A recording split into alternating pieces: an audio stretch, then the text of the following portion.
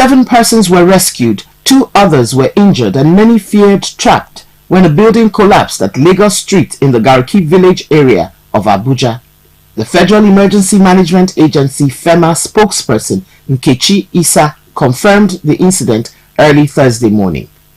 According to her, the agency's search and rescue team is awaiting excavators to intensify the search and ensure no victim is left in the rubble. Last month, a 4-story building collapsed in the Life Camp area of the city, with many wounded. It happened while workers were on the construction site in the Dape area near the Berger Clinic. Building collapse is a common occurrence in some Nigerian cities. The Lagos State House of Assembly on Wednesday confirmed 22 out of the 39 cabinet nominees sent recently by the governor Babajide Sanwo-Olu for the screening. The Speaker of the House, Mudashiru Obasa, who presided over the day's plenary, said the confirmation followed a rigorous and detailed screening of the nominees by an ad hoc committee led by the Chief Whip of the House, Fatai Mojid. Obasa commended the committee for its effectiveness and urged the confirmed nominees to always remember that they are in office to serve the people of the state and not individuals. He also promised that the House would continue to do its best in the interest of the state. 17 nominees were however rejected during the confirmation, which was done through a voice vote, as Obasa mentioned the name of each of the nominees. The rejected nominees are Folashade Adefishayo, Akin Abayomi, Yomi Oluyomi, Folashade Ambrose, Barakat Bakare, Benga Omotosho, Olalere Odushote, Rotimi Fashola, amongst others. Let's take a quick break. We'll be back with business news. Please stay tuned.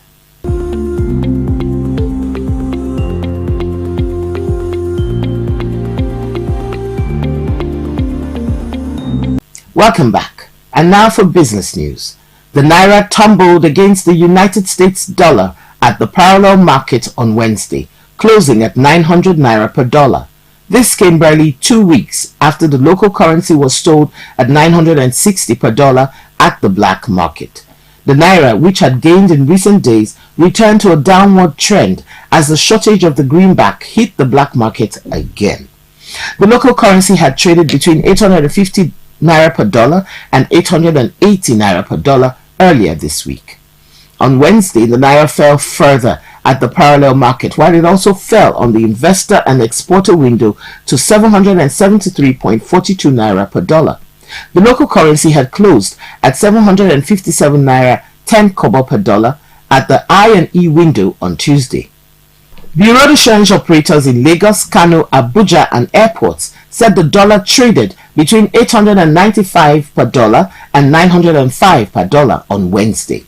As Naira continued to defy efforts to tame its slide, the Central Bank of Nigeria has threatened to revoke operating licenses of BDCs who violated its rules. We'll be back with foreign news. Please stay tuned.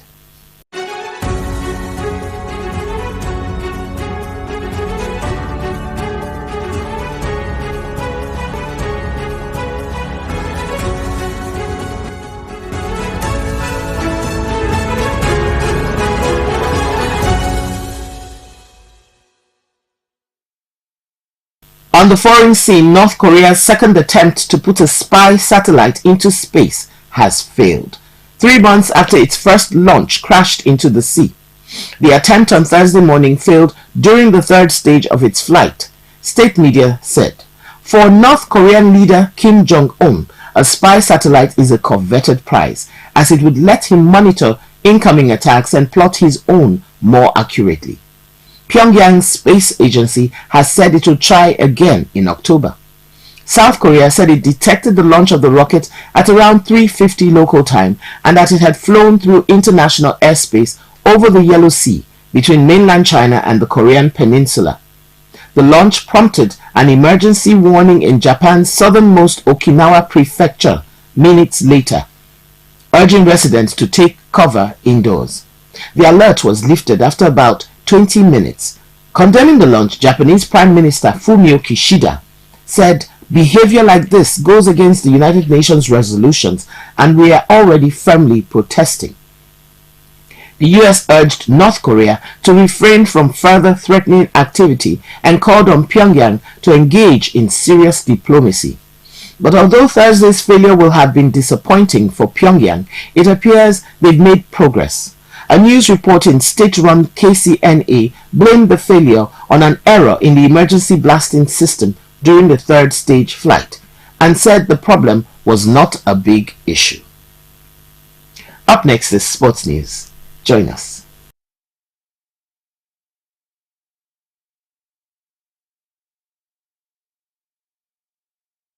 Sports. Nigeria's Matthew Obinna is set to face Malawi's Isaac Chilemba for the vacant Universal Boxing Organization World Light Heavyweight title. The Lagos-born 35-year-old pugilist will be in hostile territory as his clash with Chilemba holds at the Bingu National Stadium, Lilongwe, in Malawi, September 30th. Matthew was last in the ring September 24th, 2022, when he secured a technical knockout victory over Joe John in the second round of their bout at the Brai Ayanote Boxing Gym inside the National Stadium, Lagos. Unquestionably the biggest boxing event in the East African country's history, a huge crowd is expected for what will be an unforgettable and highly anticipated clash between knockout specialist Matthew and the former IBO world champion Chilemba. Based in South Africa, Chilemba will be fighting in his home country for the first time, having competed all over the world since turning professional at 17 in 2005. Besides winning the IBO world title at super middleweight, the Golden Boy has also captured African Boxing Union, WBO Africa, WBC International, and NABF titles at light heavyweight. This will be his third attempt to become a two-division world champion after losing decisions to light heavyweight titleist Sergey Kovalev, IBF, WBA, WBO, and Dmitry Bivol, WBA, in 2016 and 2018. Coming up next is entertainment news. Please stay tuned.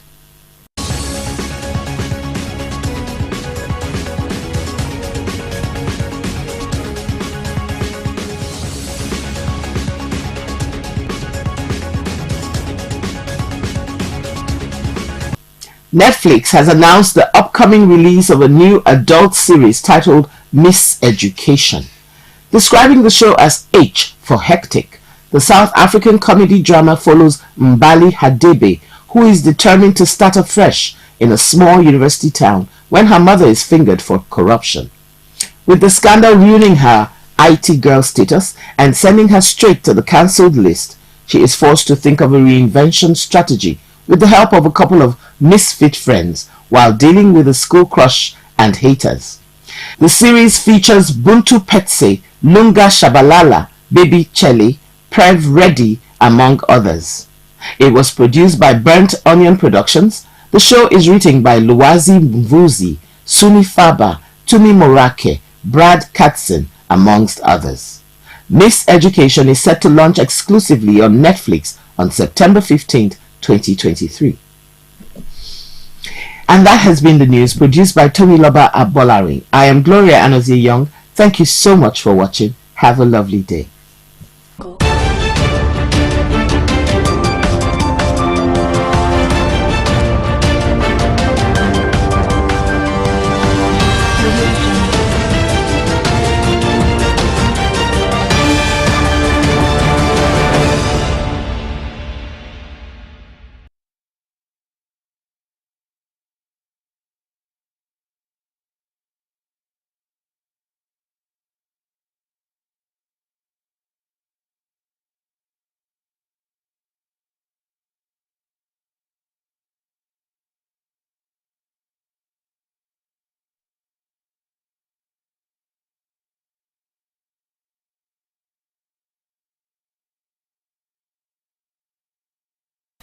Hello and welcome to Biscon Television Foreign News.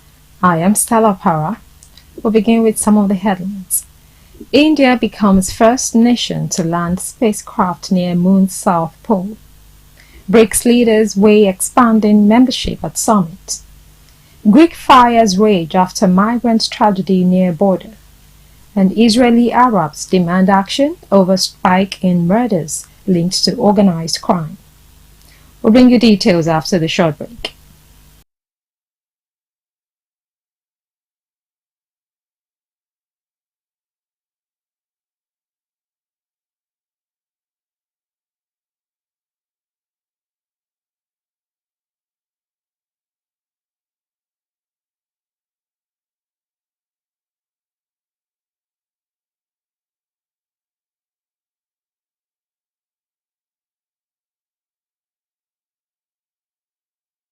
Welcome back. You're watching Biscon Television Foreign News. Now the news in full. India on Wednesday became the first nation to land a craft near the moon's south pole, a historic triumph for the world's most populous nation and its ambitious cut-price space program. The unmanned Chandrayaan-3, which means mooncraft in Sanskrit, touched down at 6:04 p.m. Indian time as mission control technicians cheered widely and embraced their colleagues. Its landing comes days after a Russian probe crashed in the same region, and 4 years since the previous Indian attempt failed at the last moment. Prime Minister Narendra Modi smiled broadly and waved an Indian flag on the live broadcast to announce the mission's success as a triumph that extended beyond his country's borders. The Chandrayaan-3 mission has captivated public attention since launching nearly 6 weeks ago in front of thousands of cheering spectators.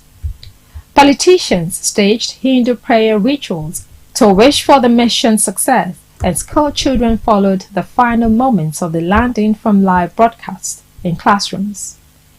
Chandrayaan-3 took much longer to reach the moon than the Apollo missions in the 1960s and 70s, which arrived in a matter of days. India used rockets much less powerful than the ones the United States used back then, meaning the probe had to orbit the Earth several times to gain speed before embarking on its month-long journey.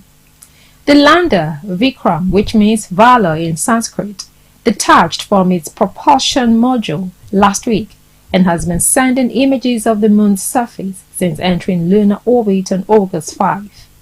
Now that Vikram has landed, a solar-powered rover will explore the surface and transmit data to Earth over its 2-week lifespan.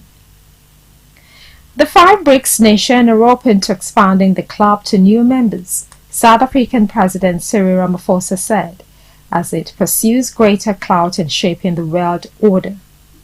Calls to enlarge the BRICS, Brazil, Russia, India, China, and South Africa has dominated the agenda of its 3-day summit in Johannesburg and exposed rifts between its members.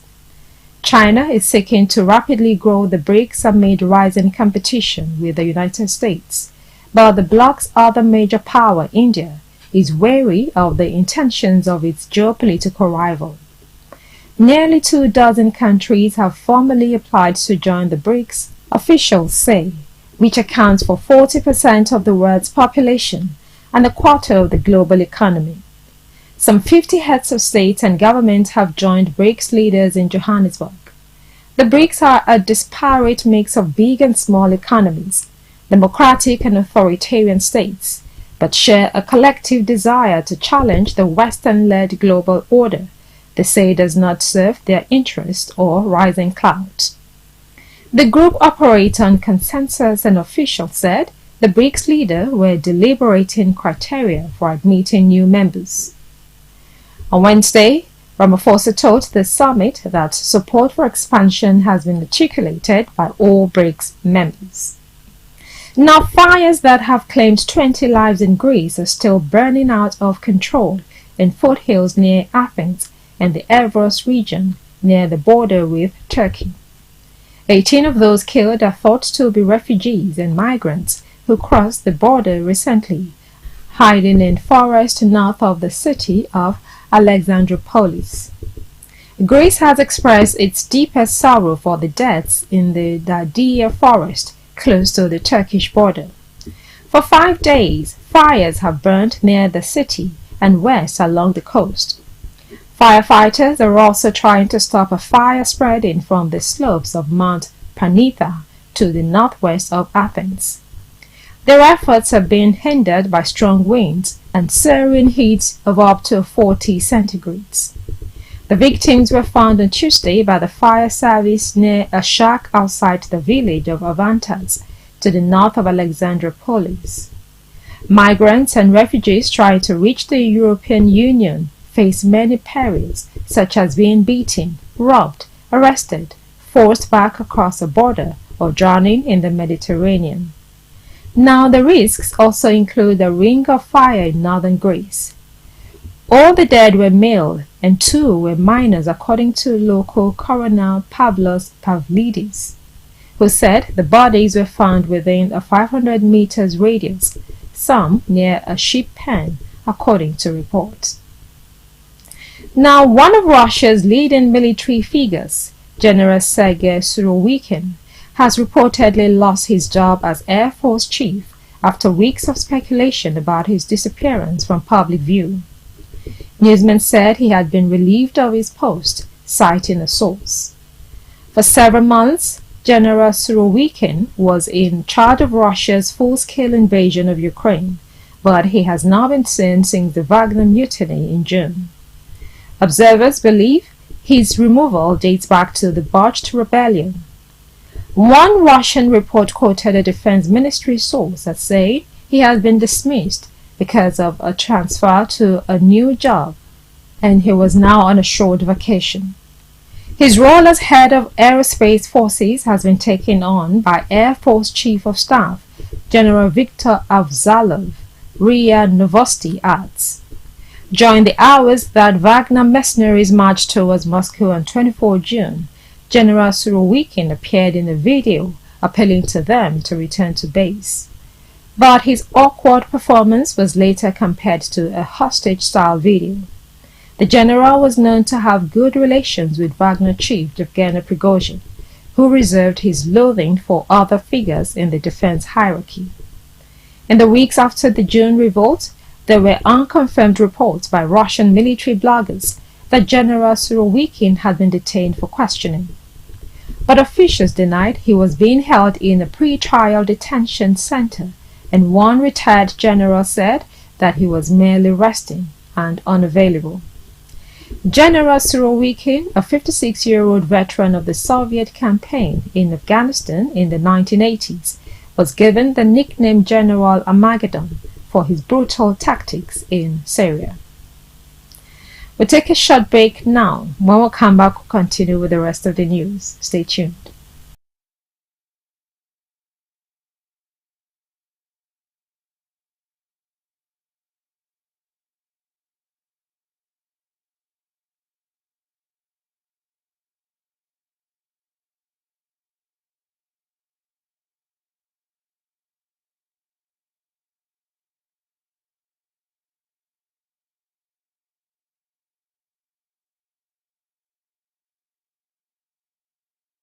Welcome back. You're still watching Biscon Television Foreign News. Now moving on to Israel. Israeli Arab groups are calling for an emergency session of the country's parliament after the latest series of murders within the community. 4 men were shot dead in the Arab town of Abu Snan in the northern Galilee region. 3 were members of the same family, including a candidate for the local mayoral election. Opposition politicians have blamed the government for failing to crack down on organized crime gangs. The bodies of the 4 men were found in the field after what paramedics said was a significant amount of gunfire. One of the victims was Ghazi Saab, a 53-year-old who had been due to announce his candidacy for Abu Snan's mayor later that day. The others were identified as his nephews, Zaha al-Din Saab, 45, and Amr Saab, 28, as well as 66-year-old Salman Kala from the nearby town of Yarkam. A police spokesperson also said there was no evidence so far connecting Mr. Saab's candidacy to the murder. On Monday night, the Director General of the central town of Tyre, Abdul Rahman Kashoa, was shot dead next to the municipal headquarters and the police station. The killings are believed to be connected to the organized crime gangs within the Israeli Arab community, as a spiraling murder rate sends shockwaves through its population of around 2 million. Almost 160 people have been murdered this year alone. That is already 40% more than the total reported in 2022 by the Abraham Initiatives, a group that promotes Israeli, Arab, and Jewish equality. In another story, at least 17 people have been killed and more are feared missing after a railway bridge under construction collapsed in northeastern India, officials said. The incident occurred near the town of Sairang in the state of Mizoram. Up to 40 workers were at the site when part of the bridge toppled, according to local media reports. The cause of the bridge's collapse is not yet clear. The state-run railway authority has opened an investigation into the incident. Mizoram Chief Minister Zoram Thanga, who uses one name, said emergency workers had recovered 17 bodies so far, with many local people helping with rescue efforts. All possible assistance is being given to those affected, said Prime Minister Narendra Modi's office in a statement. The government will pay some 200,000 rupees to the next of kin of those killed, it added. Accidents on these kinds of construction sites are not uncommon in India.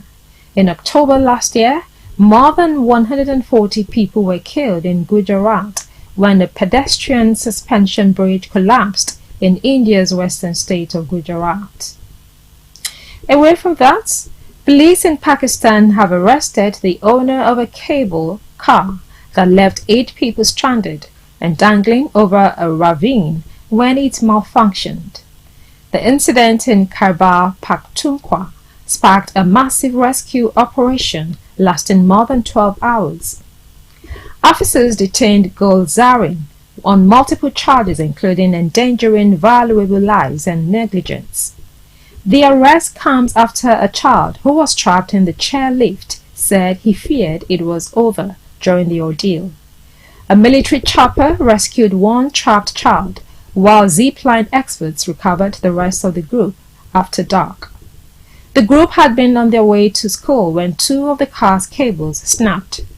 It was left hanging precariously 274 meters above the ground and in high winds.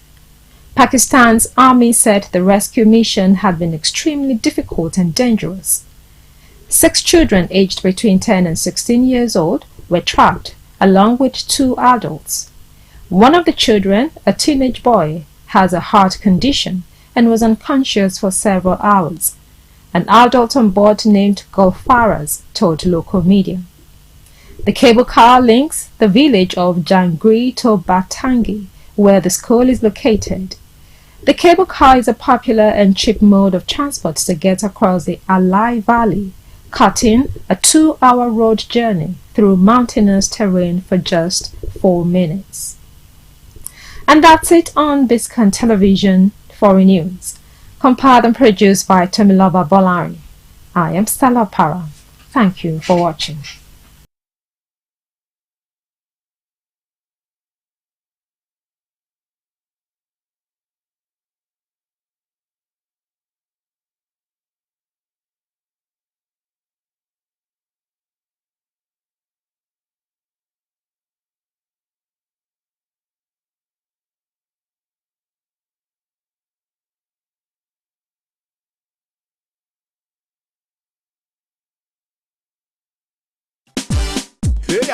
African DJ, African DJ, African DJ, African DJ, African mama, let me feel that day.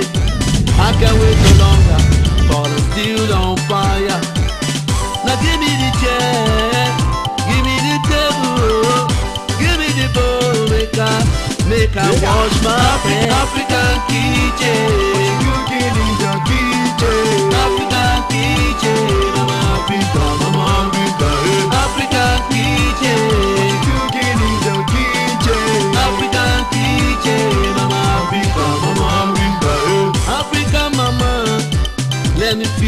at it.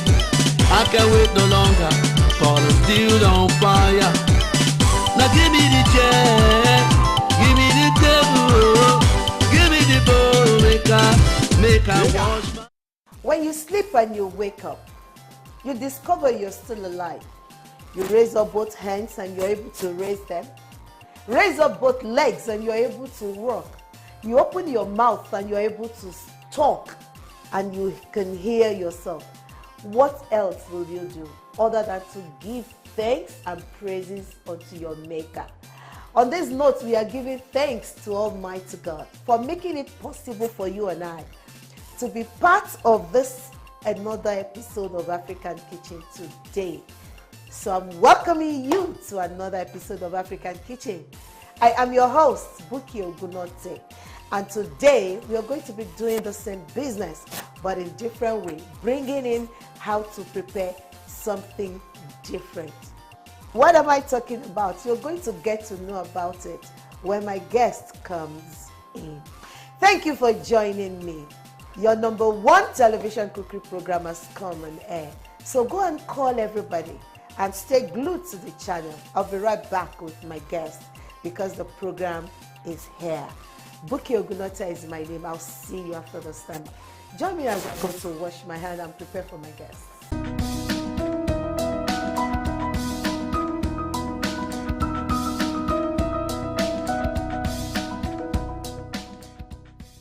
All right, you're welcome back, viewers. I am more than ready because my guest is here. All right, let me bring in my guest. Please join me to welcome her. She's a wonderful lady. Please come in. Isn't she looking beautiful? All right, you are most welcome. It's nice to have you in our kitchen. Please, let's meet you. I know you, but the viewers at home do not know you. So please tell the viewers your name, where you come from, what you're doing for a living. Let's go there. My name is Mrs. Mojisola Agbaje. I'm okay. a caterer by profession. Oh, yo. Okay. So I'm from Yewa North, Ogun State. Yewa North. These people, they are too proud. You know, then they're proud in go. Yewa. You understand? Oh yeah, fire them in your language now. Ẹ káalẹ́, ẹ káàsán gbogbo ọmọ Yorùbá o. Ẹ káalẹ́, ẹ káàárọ̀, ẹ káàsán gbogbo. Is that what you speak? There is no particular dialect. Ẹ ǹlẹ́ ọmọ Ẹ̀gbá wa o. Gbogbo ẹ̀yin ìyá mi àti bàbá mi. Ẹ kú ọjọ́ mẹ́ta ò ṣe dáadáa mo bálé o. Ṣàlàáfíà ni o. So Yewa is part of Ẹ̀gbá? Yeah. Wow! Ẹ̀gbá méjì dẹ̀kẹ̀rẹ̀ wọ́n ní. Wọ́n kì í já wọn níyàn. Bí kan bá ń purọ́, ìkejì á máa ní. Ìbọn what? This woman cannot answer. Báwa ló ní. Why did you go break it for that? Ṣé pé ẹ kì í parọ́? Okay, when one is saying the truth, the other one àbí bẹ́ẹ̀ kọ́ ni. Ṣé bẹ́ẹ̀ kọ́ ni? Somebody is looking at me Ẹ̀gbá. Okay, it's nice to have you. You are a caterer by profession. Yes. How many years down the lane? Like 9 years now. 9 years. So far so good. How has it been? Very lovely. I love cooking. Wow. Very nice to cook. Wow. So that means money to more. Okay, now. To the glory of God. To the glory of God. I can see everything all over you. Hey, bling, bling, bling. Okay, what do you want to prepare for us today in African Kitchen? What I want to prepare today is yam and potato porridge. Wow, yam and potato porridge. All right, very quickly, let's go through the recipes. So we have here. So I have my fish. Okay. Potato, sweet potato, palm oil, pomo, my grounded pepper, my blended crayfish, my ugu,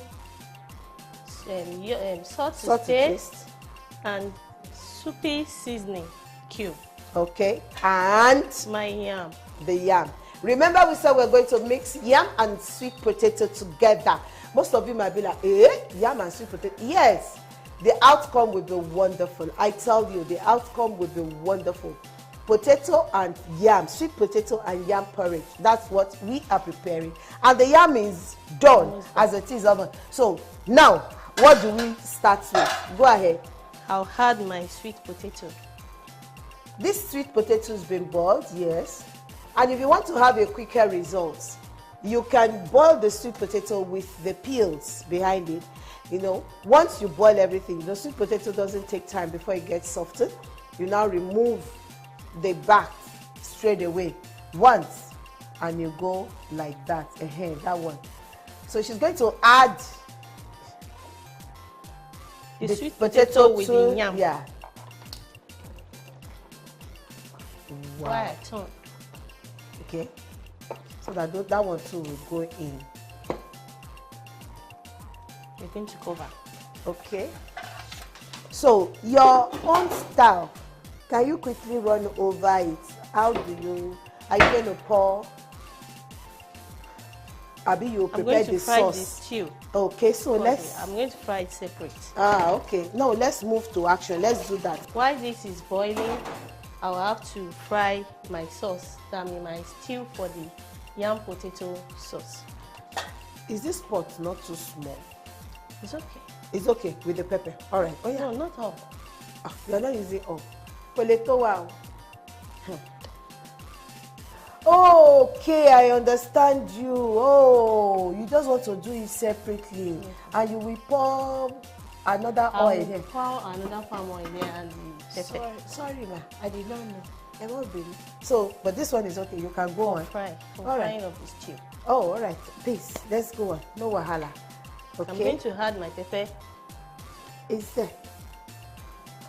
Viewers, remember that I said your fry. style is different from my style. So definitely, my style is different from her style. So she is here teaching us how to prepare her own style. So let's follow her. Okay.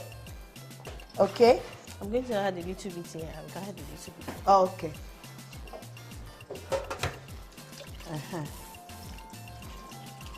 Okay. So she's going to put some onions. Okay, as it is. This thing will stain you. So as you're cooking this thing, let me help you with our apron. Abi, what do you think? Yes, ma'am. It will stain you. And I don't want it to stain you. Okay? Okay?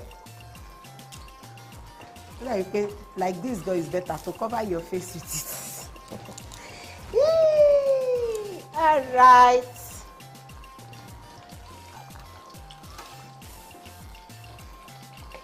Okay.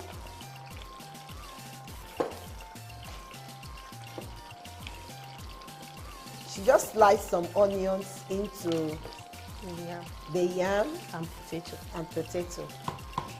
I'm going to add my pepper. Very good. To fry. Okay.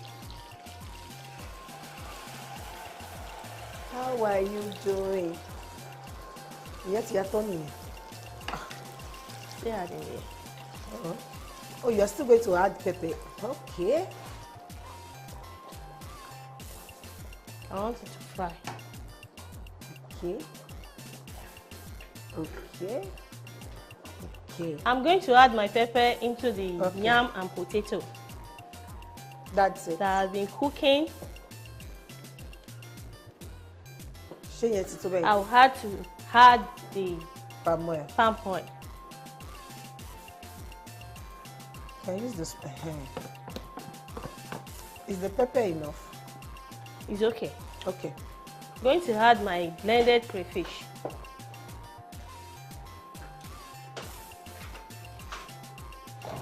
While I cover a little bit to steam.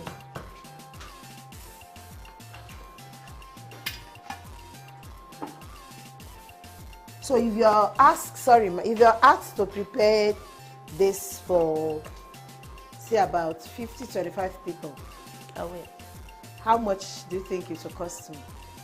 Is this something I can roll, or I should not go there at all? For now, yam is very, very expensive. But yam is not expensive. Every time, dollar affects yam, so it doesn't. Dollar affects. We are Nigerians. If dollar can affect yelewedu, Why can't dollar affect Yonishu? But we are Nigerians. We don't know why. Well, I wonder, but does dollar affect this one? No. Okay, so if I'm preparing this for about 50 people, I want you to prepare this for about 50 people, remember our potato dead there, it's not only yam. How much should I Like look? 100,000. Huh? 100,000. Which protein are you going to give me with it? Like Goat meat goat meat or chicken or chicken. for 50 people? Yeah. Meji abi meri Meji. with 100,000. Okay, which soft drink or juice are you going to accompany There it is with? no juice. No juice, no Chapman, no continental drink, no cocktail drink, nothing. 100,000. Yes. And you said there's Things no are money. very expensive. Things are very expensive for 50 people at Saro. Okay, so what do you want to do now? I'm going to add salt and seasoning to Oh, the stew. to the stew. All right, go ahead. Wonderful. See now that you are done. You have even overtaken me. Okay. So you were saying 1,000 because things are very expensive. Wow, that's a whole lot. But really, if you know what you want, Salt to taste. so to break it. And I like had my your pomo. pumps. Pumps Ijabo.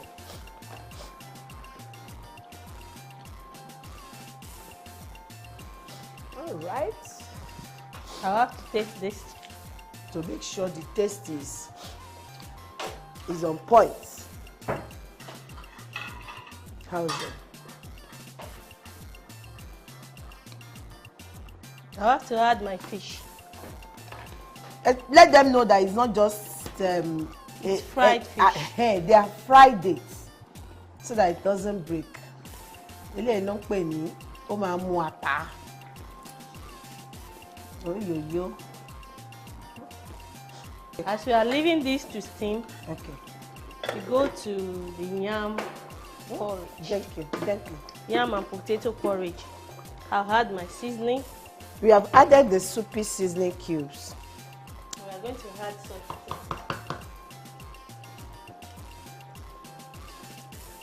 A little bit salt. With it, so that it will bring out the taste. You can put a little more. The soupy seasoning cubes, the beef flavor helps the taste to come out very well. Ọmọ bóyá ṣu ni bóyá potato ni kankan jókòó sísàlẹ̀ yẹn pátápátá kò fẹ́ dìde. Wow, this is really nice. Maybe you rinse your hand and have a taste. Match it a little bit. Okay.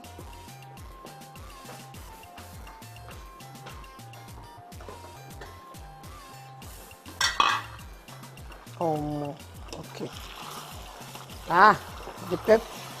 The sauce is ready.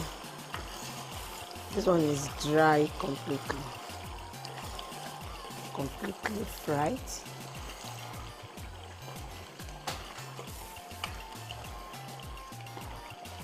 Can I switch off this one?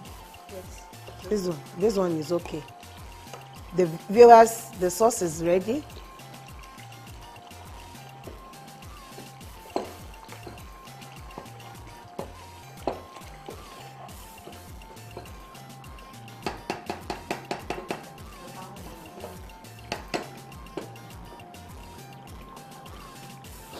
The last but not the least, I'm going to add my fufu into the yam and potato porridge. Okay. Around. I'm done. Oh yeah, mix it. Let's see. Here.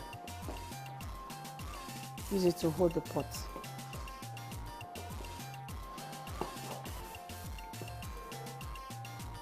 Because of the presence of the vegetable in it, we are not going to overcook it anymore. Because as it is, the porridge is done. It is done. I was about talking about the taste coming out so well. And just remember that, yes, it is the presence of the soupy seasoning cubes that we added. Soupy seasoning, it's of a super taste. When you use soupy seasoning for anything, it helps you to bring out the original taste of whatever you are cooking. That's why we have it like this. Thank you very much. Thank you very much, of course. Well, viewers, our sauce is ready.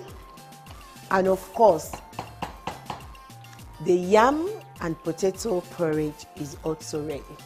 But don't go away. Join us on the table. The program continues after a moment. Thank you. Thank you very much.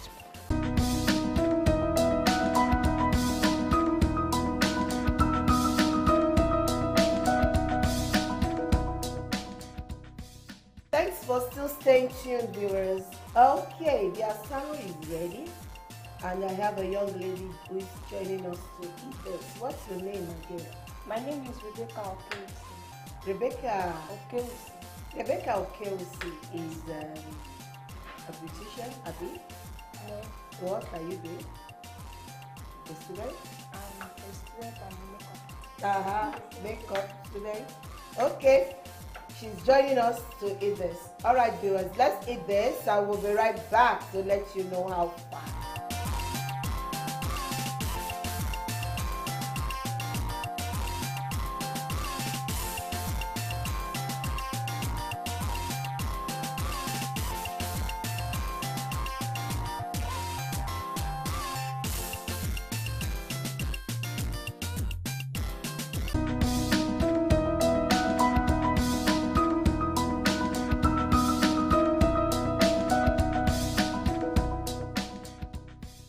I cherish you for still staying tuned. Thank you so much. My darling, what's your perception about the combination of both yam and the potato, sweet potato? Wow. It was really delicious. I really loved it. And the pepper was Normal. So you love it. Thank you so much. So the combination, the taste really came out well. Thank you so much. You did well. You did good justice to it. Thank you. Thank you very much for coming. Thank you so much, viewers. Thank you. I appreciate you. You've been wonderful.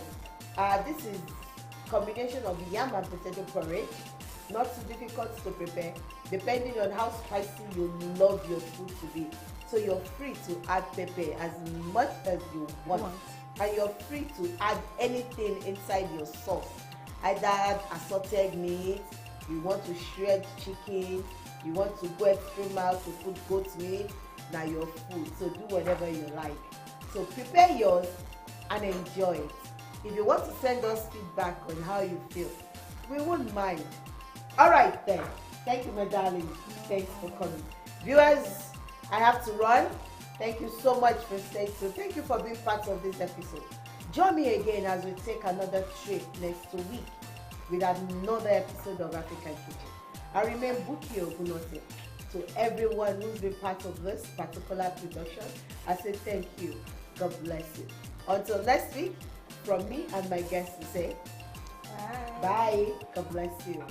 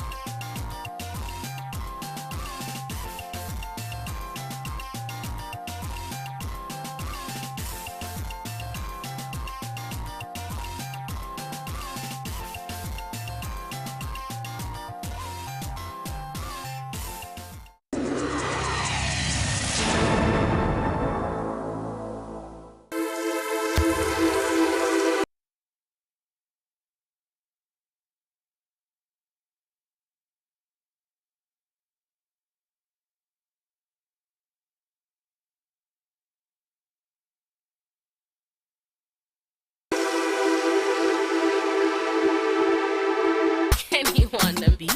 I got sound boy. Hello. Let go. You know if I know.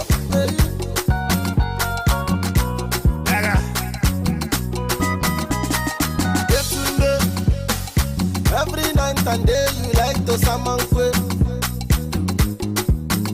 Brother Nnamdi, all your friends they walk your own na salmon kwe. I tell you, you know me. I advise you, you know yeah. I tell you, you know me. Your friends they talk with you know me. You say all na story. I tell you, you know me. I beg you, you know yeah. When the time is right, my brother, tell it, person.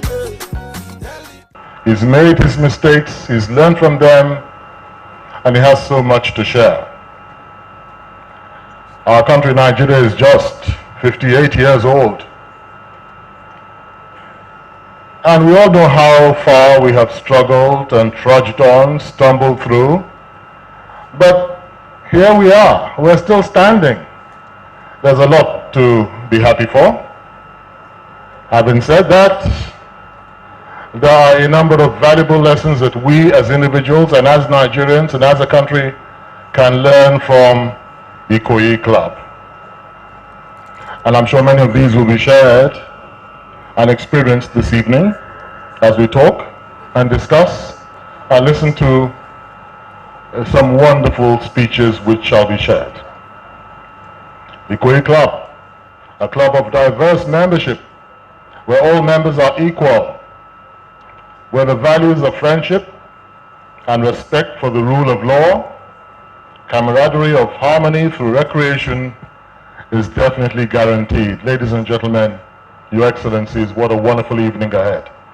Now, let's begin with some introductions. I do not intend to take too much of your time, but do grant me the permission to first begin with the Board of Trustees and introduce you to, I don't know if all of them are here, but a few of them definitely are. Engineer Akin Laguda, a member of our Board of Trustees. Applause for him, either here or not. Thank you very much.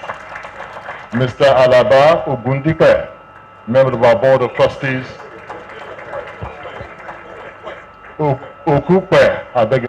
The Chairman, Ikoyi Club 1938, Mr. Babatunde Akinleye, to give us his welcome address. Sir.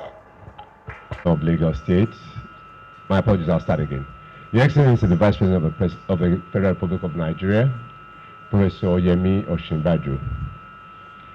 Your Excellency, the Governor of Lagos State, Mr. Akinwumi Ambode.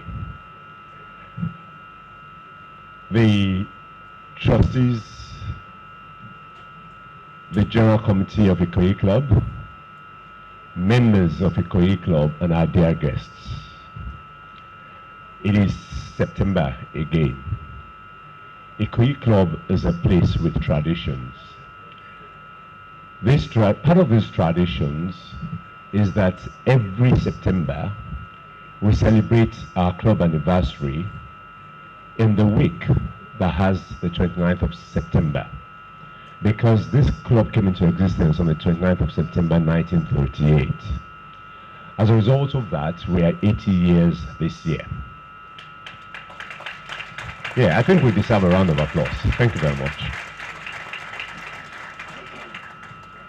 So this year, we have decided to pull out the stops and celebrate in a grand way.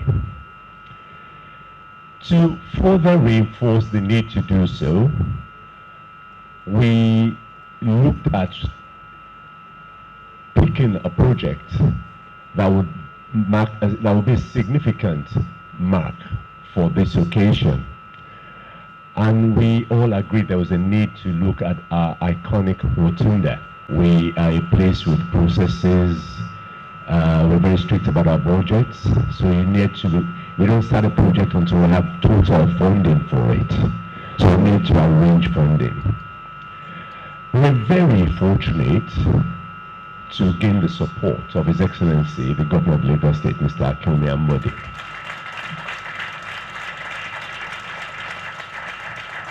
And it had nothing to do with the fact that when Lagos turned 50 and they asked us to host a celebration for Lagos State and that they would actually fund it, they sent 500,000 naira, and I sent a message back to them that if it wasn't for the fact that I would be insulting, I would actually return the money, that we would be able to fund the celebrations ourselves. And his representative will confirm that it wasn't 500,000 naira we used to fund it. But this time around, he was generous. I'm not going to say he was very generous. He was generous enough for us to appreciate him, and we thank him for it. And it is not that I'm setting the truth to go back to him, but we must appreciate him. And in the Ikoyi Club, we will say it as it is. And by the way, he's actually a financial member of the Ikoyi Club. So he's one of us. When we were walking in, the VP was reminding me, it was telling me, not reminding me because I didn't know how much, he was telling me how much the VP earns. And I explained to him that it is not the VP we're inviting to join the Ikoyi Club. We're inviting Professor Yemi Osinbajo. And I will not go into the details of who Professor Yemi Osinbajo is. He and I go back a long way, so we understand each other. I will leave it at that. But we will be talking to him. I'm sure he will become a member as well, because it's a bit out of the way that he's here this evening and he's not a member of this club. I don't know how he escaped it, because he's been in Lagos a very long time. I'm not going to say exactly how much. Anyway, I'm not going to bore you. All I'm going to say is I'd like to thank His Excellency the Vice President for honoring our invitation to come and give us an anniversary lecture. We all know the kind of person he is. I'm not going to attempt to recite, to give a citation, because that will be done by somebody else. But I am sure that we're going to have an exciting evening this evening. And I'd also like to thank His Excellency the Governor of Lagos State, Mr. Akinwumi Ambode, for turning up to help us welcome His Excellency the Vice President, because as the host governor, he is the chief host on this occasion. I'd like to thank all our guests, in particular my good friend, Dr. Yemi my apologies, Dr. Yemi Dipeolu. I keep on mixing up his name with his brother. I have no reason, because I've known Yemi since 1968. We grew up together. I was pleasantly surprised to see him here, even though I know he works in the Vice President's office. I'd also like to thank Mr. Tunji Bello. We've tried to drag him here a few times. Even when he was supposed to represent the governor, he didn't turn up. He gave me a good reason, but he didn't turn up. Yeah, you sent him to the ABA conference as well. That's why he didn't turn up. Well, I'd like to thank all our guests, and in particular, I'd like to thank the members of the Ikoyi Club 1938. It is our belief in processes, in our green book, our rules, that has kept us going for 80 years, and will keep us going for another 80 years and more, in God's name. Thank you all very much. Once in a while, but please don't lose your temper in front of your family. This is one father's story. I vouch for you that this is a true story. I don't know how to tell lies, but once in a while, but they are white lies. This father came home from work, was very tired, sat down on the sofa, put his feet up. Wife brought him a glass of water. Son gave him a sheet of paper.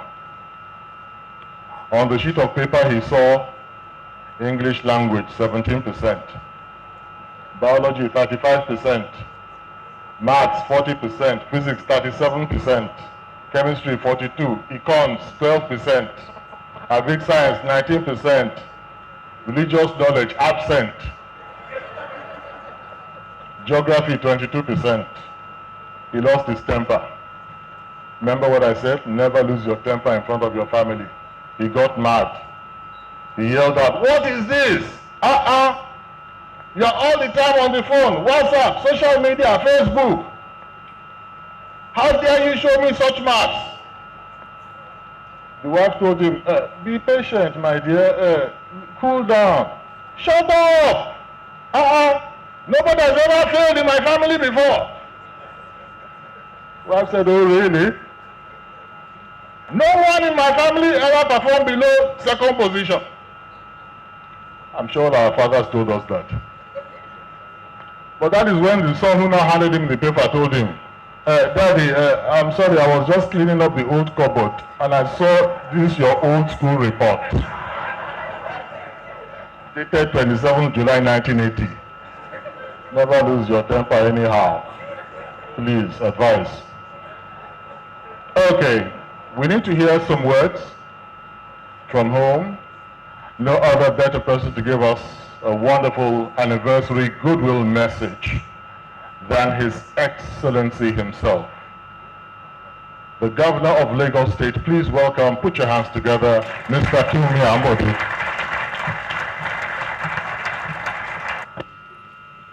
Members of the State Executive Council here present. And to quickly correct the MC, Secretary to the State Government, not my secretary. My chairman, our chairman of the Goi Club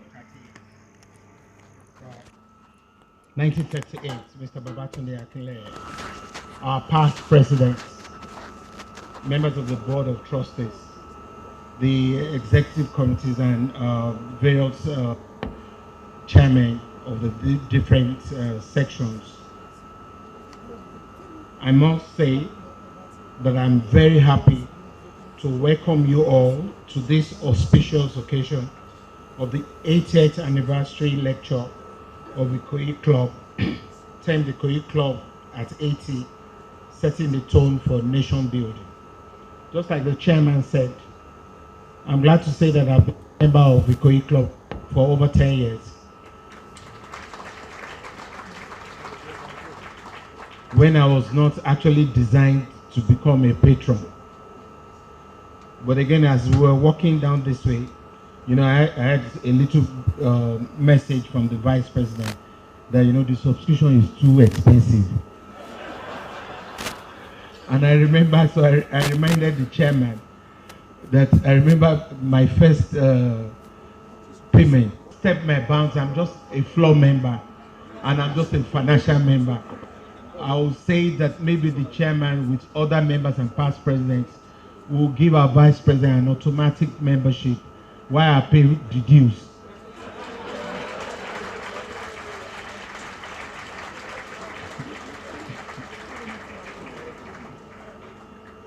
Truly, the Koi Club has played a significant role in the building of this nation by promoting the values of family life and unity, using sports, using recreation, and also using social interaction to project what it is that we want our nation.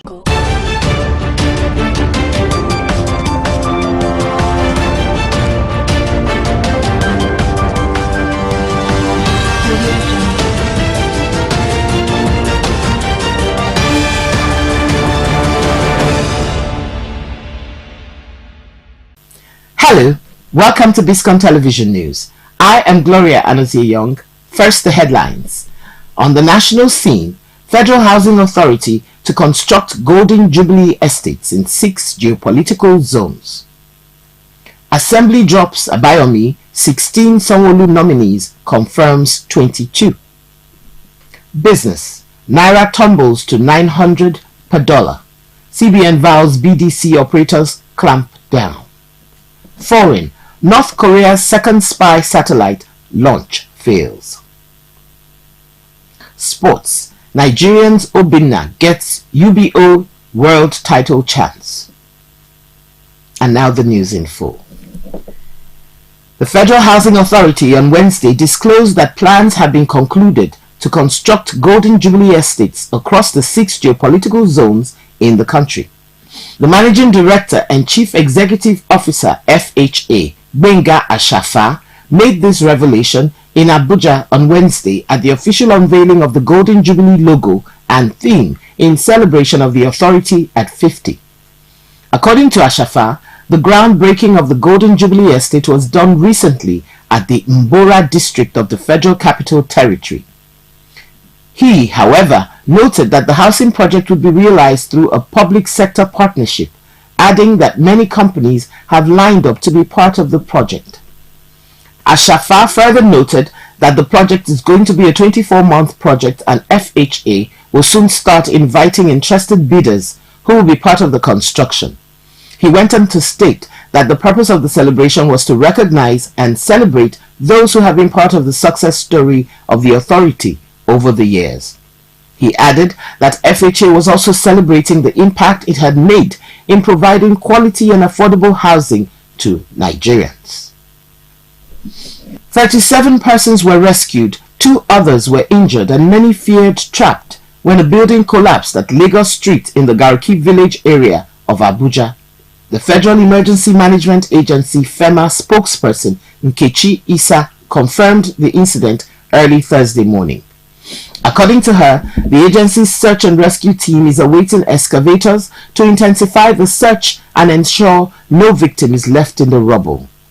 Last month, a 4-story building collapsed in the Life Camp area of the city, with many wounded. It happened while the committee for its effectiveness and urged the confirmed nominees to always remember that they are in office to serve the people of the state and not individuals. He also promised that the House would continue to do its best in the interest of the state. 17 nominees were however rejected during the confirmation, which was done through a voice vote, as Obasa mentioned the name of each of the nominees. The rejected nominees are Folashade Adefishayo, Akin Abayomi, Yomi Oluyomi, Folashade Ambrose, Barakat Bakare, Benga Omotosho, Olalere Odushote, Rotimi Fashola, amongst others. Let's take a quick break. We'll be back with business news. Please stay tuned.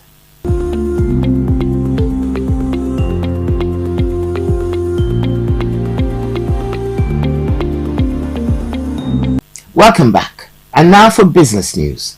The Naira tumbled against the United States dollar at the parallel market on Wednesday, closing at 900 Naira per dollar. This came barely 2 weeks after the local currency was sold at 960 per dollar at the black market.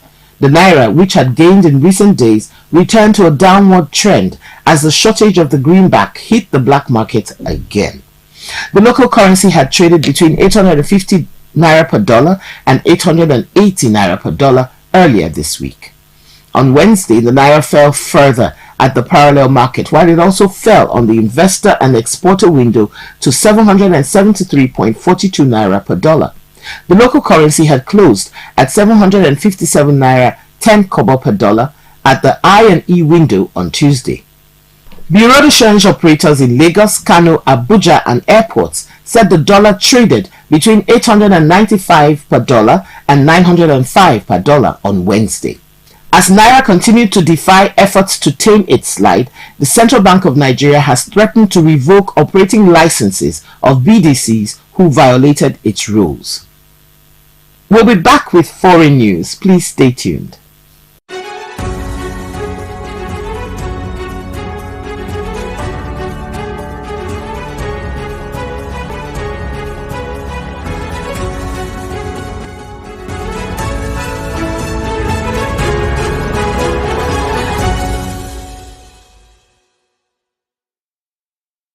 On the foreign scene, North Korea's second attempt to put a spy satellite into space has failed, 3 months after its first launch crashed into the sea. The attempt on Thursday morning failed during the third stage of its flight, state media said. For North Korean leader Kim Jong-un, a spy satellite is a coveted prize, as it would let him monitor incoming attacks and plot his own more accurately. Pyongyang's space agency has said it will try again in October. South Korea said it detected the launch of the rocket at around 3:50 local time and that it had flown through international airspace over the Yellow Sea between mainland China and the Korean peninsula. The launch prompted an emergency warning in Japan's southernmost Okinawa prefecture minutes later, urging residents to take cover indoors. The alert was lifted after about 20 minutes. Condemning the launch, Japanese Prime Minister Fumio Kishida said, "Behavior like this goes against the United Nations resolutions and we are already firmly protesting." The US urged North Korea to refrain from further threatening activity and called on Pyongyang to engage in serious diplomacy. But although Thursday's failure will have been disappointing for Pyongyang, it appears they've made progress. A news report in state-run KCNA blamed the failure on an error in the emergency blasting system during the third stage flight and said the problem was not a big issue. Up next is sports news. Join us.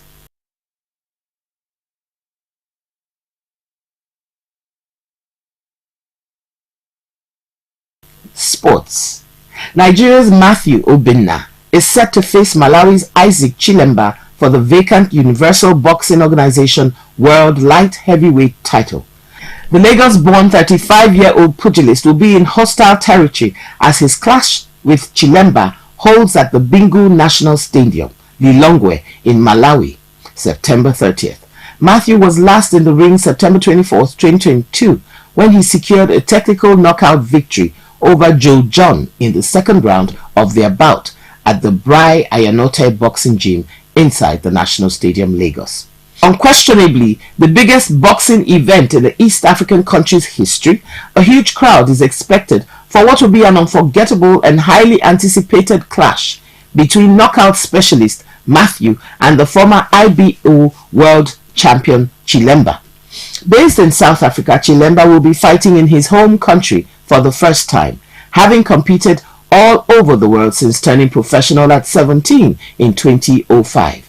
Besides winning the IBO world title at super middleweight, the Golden Boy has also captured African Boxing Union, WBO Africa, WBC International, and NABF titles at light heavyweight.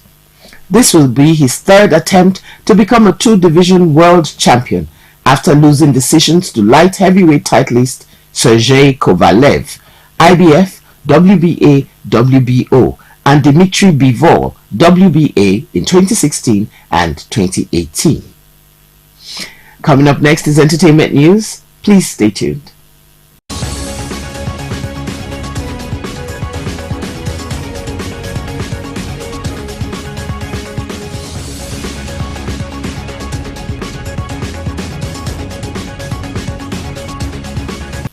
Netflix has announced the upcoming release of a new adult series titled Miss Education. Describing the show as H for hectic, the South African comedy drama follows Mbali Hadebe, who is determined to start afresh in a small university town when her mother is fingered for corruption.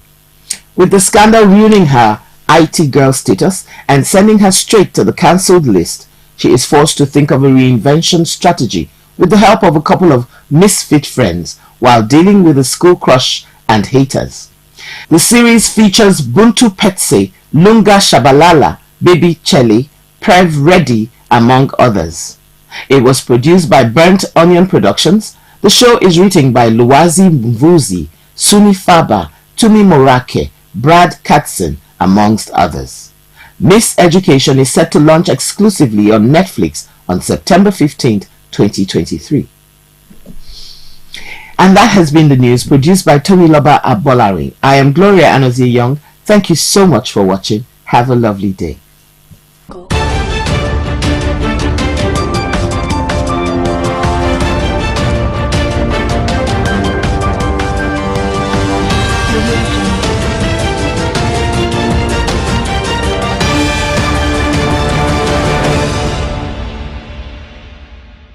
Member, I will say that maybe the chairman with other members and past presidents will give our vice president an automatic membership while our pay reduced.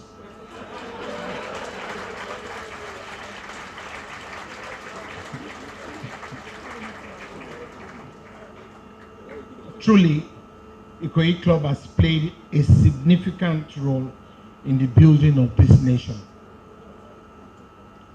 by promoting the values of family life and unity, using sports, using recreation, and also using social interaction to project what it is that we want our nation, Nigeria, to be. So it was not something, difficult for me to have actually joined Ikoyi Club as a member. I want people to know here openly and officially that I'm actually a member of only Ikoyi Club. All the other clubs I'm a patron, but it's only Ikoyi Club that I actually subscribe to.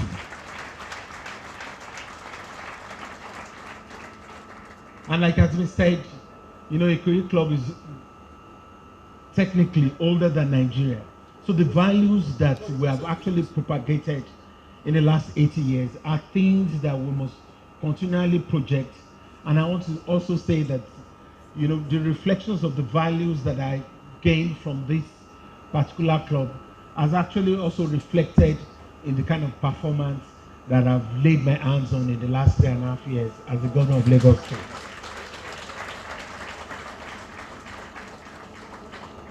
As it is, the contribution to nation building, Ikoyi Club is one of the reasons why Lagos is called the center of excellence. Yes, there are other clubs in which you have discourse and you have issues that relate to the nation. But again, you have a combination of professionals who have actually, one way or the other, continually contributed to the things that really spun out to develop the economy of Lagos. And we must actually now commend our past presidents and also even members of the Ikoyi Club that have actually, in no small measure, contributed to the growth and development of Lagos State. Even as a rule, once you become an ESCO member in the Lagos State government, you are automatically advised to join Ikoyi Club. And that's just to show us the kind of value we have. It is a club that almost every other club in this country has been trying to emulate.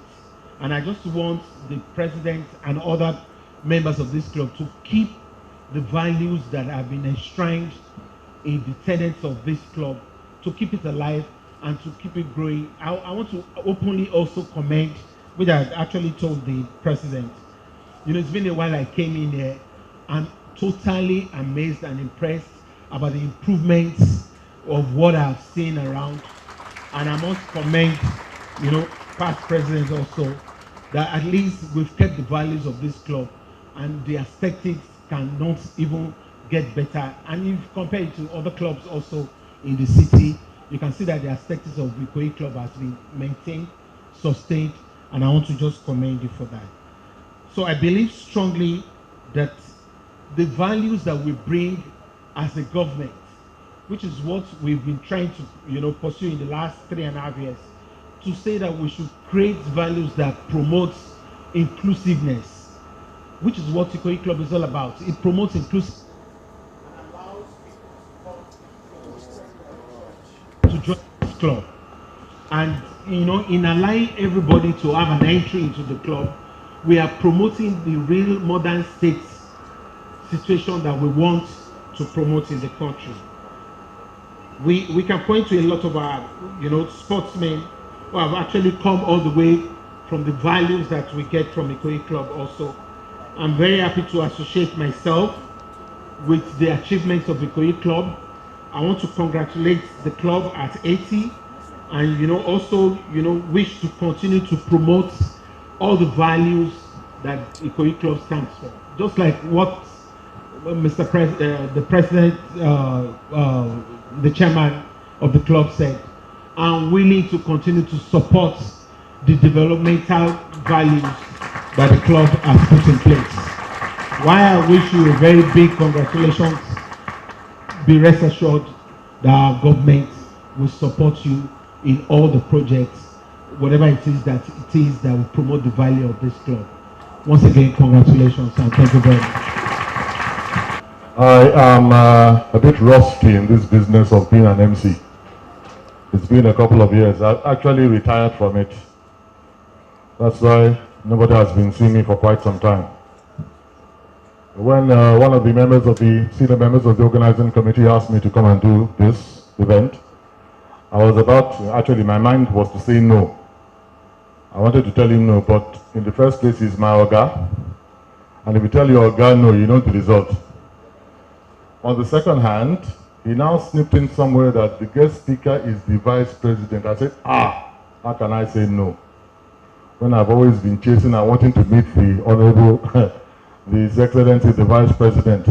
There's a little secret. I used to live in Obanikoro, and I've been admiring the Vice President, His Excellency, ever since. I've had opportunity to meet him one-on-one on many occasions, but it has been impossible to do so. So all I asked, why I came to this event, sir, if you don't mind, just a handshake is enough. That's why I decided to come. Okay, please allow me to introduce and invite to read the citation of His Excellency the Vice President, Mrs. Alero Edu, please. Oluleke Osinbajo, S-A-N-G-C-O-N, is the Vice President of the Federal Republic of Nigeria.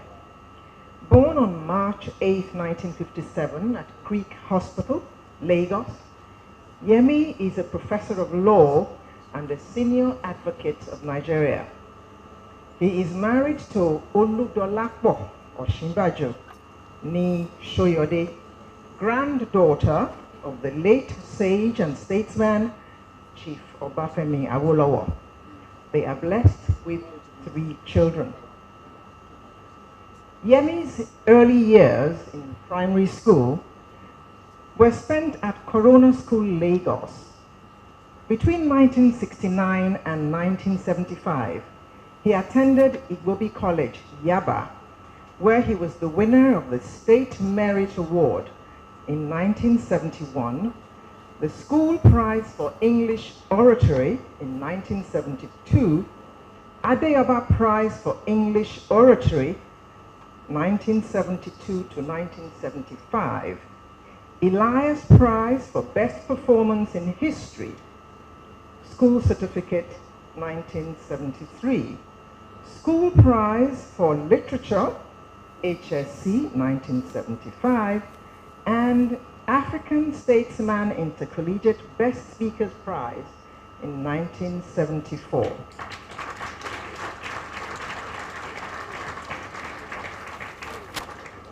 In other words, he practically cleared all the prizes on offer.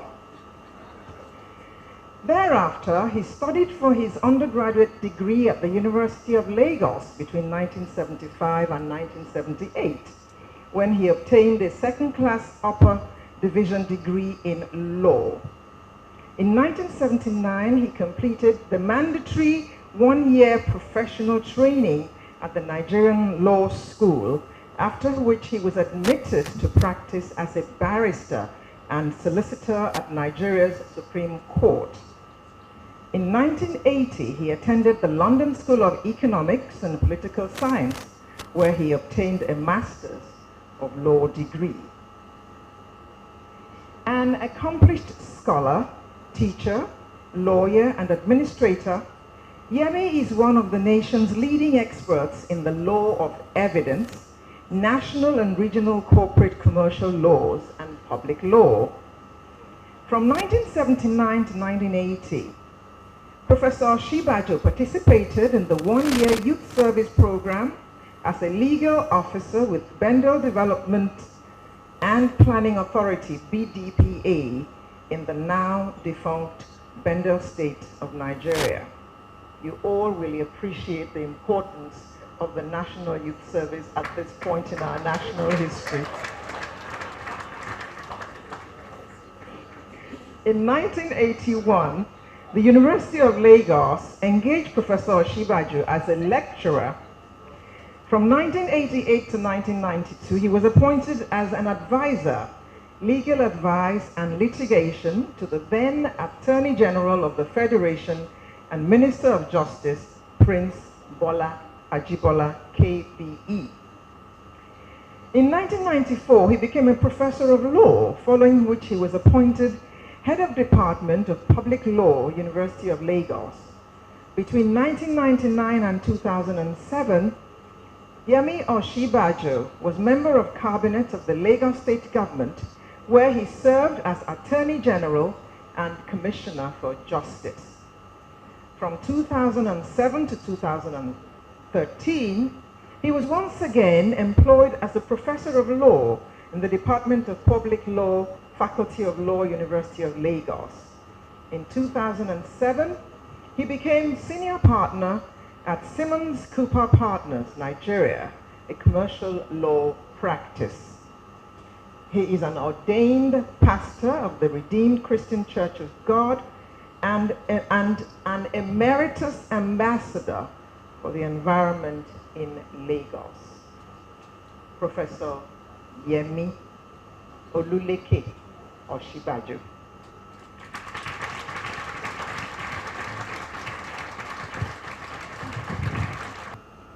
To be able to come into the premises of Ikoyi Club 1938. I remember a day many years ago when a very dear friend of mine who is seated somewhere in this room, and I really must not mention his name, because when you hear the rest of the story, you might not hold him in as high esteem as you used to. On that occasion, I and himself, there was this lady from the University of Lagos, and my dear friend had invited her to Ikoyi Club, this very club. I was sitting down rather quietly in my home when he told me that I should come along to Ikoyi Club. I didn't even bother to ask him anything. So I went along with him. This gentleman, his girlfriend to be, I imagined, and myself. And he got here, and after a while, we were in the car. He went up, We found after a while that he was finding it a bit difficult, I believe, to access this place. So I thought to myself, why would anybody show up here without... Anyway, to cut a long story short, he asked me to come and speak to the people. And so I came and said, would you allow us to go into this? They said, no. This is a membership club. I said, I know, but my friend is a member. I said, no, your friend is not a member. we really, I'm sure you now understand why it is that I must not mention it. But let me say how happy I am that I've been allowed access today to this place.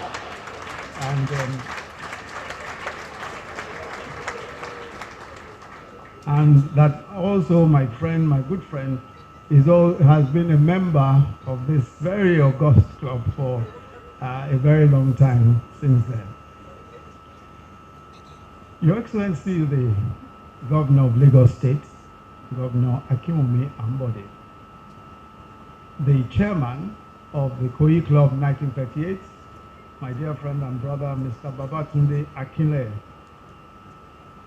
the trustees of the Ikoyi Club 1938, past office bearers of the Ikoyi Club 1938, members of the executive of the Ikoyi Club 1938, His Royal Highness the Elegushi of the Kate Kingdom, Oba Sahid Ademola, members of the Ikoyi Club 1938, distinguished guests, ladies and gentlemen.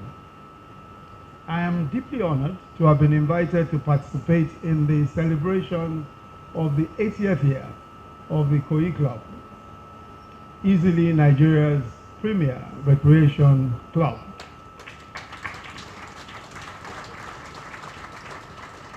The club is without a doubt in a class of its own, standing out in the diversity of its membership, cutting across tribes, across tongues, across age, gender, religion, and importantly these days, political affiliation.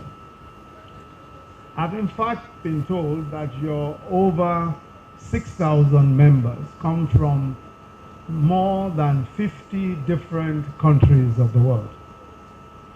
In a world increasingly buffeted by the temptation to retreat into partition spaces and to define ourselves in terms of those who are like us and those who are not, this diversity is an important lesson and very refreshing indeed. At the time of its founding, the Ikoyi Club was a European-only club, closed, we are told, to black people and to Nigerians. The journey of the club from those segregated beginnings is today clearly an embodiment of the multiculturalism that is an important part of the story of this club and of our nation.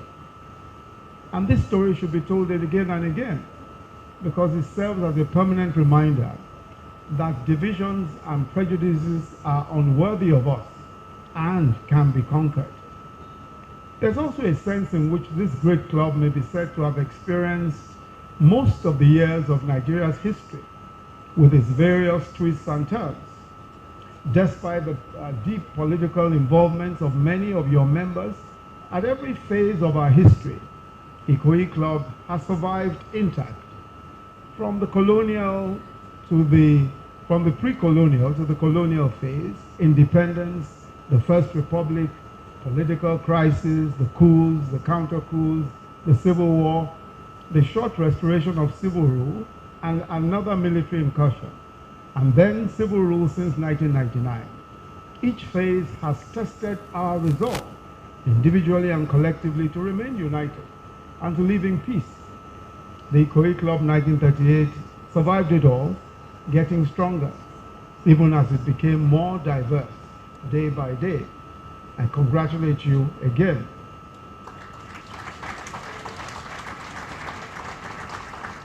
To another point, this club has always had a substantial number of Nigeria's business, political, and professional elite, men and women who have played and still play major roles in the Nigerian story.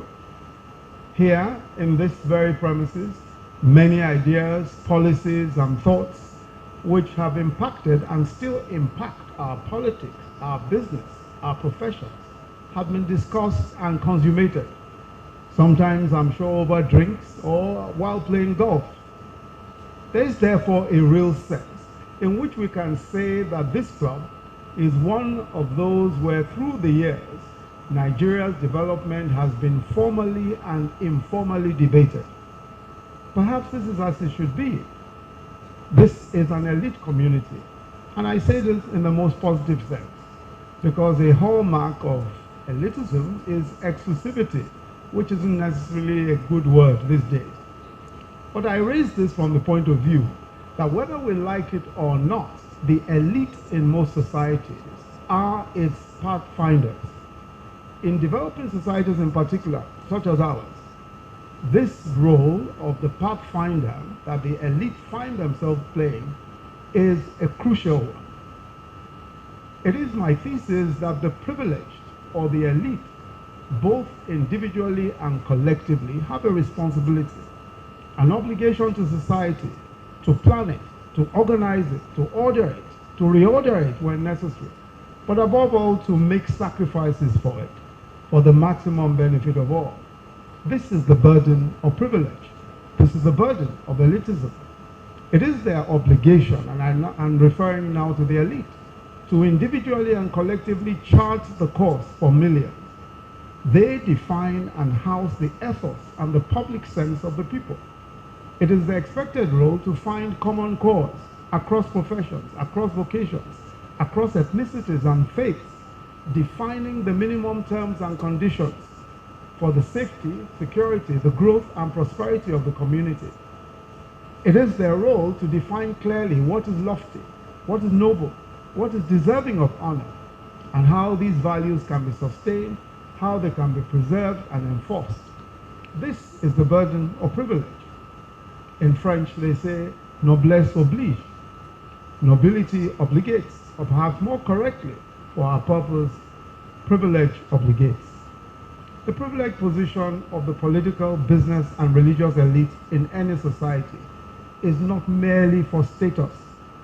It is for the sacrifice of the millions whose future depends on how responsible we are. This, in my respectful view, is the role that Ikoyi Club 1938 has had thrust upon it for decades now. And I believe that in the coming years, it is going to even be a much more defining role. I'll be speaking in the next few minutes on some of the issues around building the Nigeria of our dreams. The next decade will be defining for Nigeria, and there are at least 4 issues to address. The first is the nature of our federation.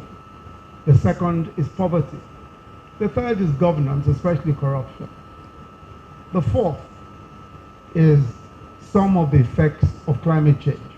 I'm going to go as quickly as I can, but when you invite a professor to give a lecture, then you have really done yourselves in. So be prepared. I've had the privilege of speaking on several aspects of some of these issues, and you will permit me to reiterate some of my earlier views here. Regarding the matter of the nature of our federation, there is no doubt that the best structure for an ethnically diverse and religiously diverse population is a federation, one that recognizes those diversities, especially language diversities and other parochial diversities. But more importantly, the federation should have strong states or strong units. So for emphasis, there are two streams of thought that I intend to advance here. And these are, one, that states, that is the states that constitute this federation, must do certain things for themselves. The second is the devolution of more power to the states, enabling the states to control more of their resources and make more of their own administrative decisions, such as the creation of local governments, the state and community police, or creation of state or community police, including state prisons, creation of special courts and tribunals of equivalent jurisdiction to the high courts. The point I'm making is that states must have more powers and perhaps more rights in order to have the kind of effective federation, not only that our Constitution itself expects, but that our expectations as a people should demand. The phenomenal achievements of the Western Regional Government of Chief Obafemi Awolowo in 6 years illustrates how the convergence of these two imperatives I've mentioned can be used to transform the socio-economic destinies of millions. In other words, where a state is able to do certain things for itself, where it's able to produce its own resources and its own wealth, and where a state enjoys a measure of autonomy. Obafemi Awolowo was premier of the Western region of Nigeria from 1954 to 1960.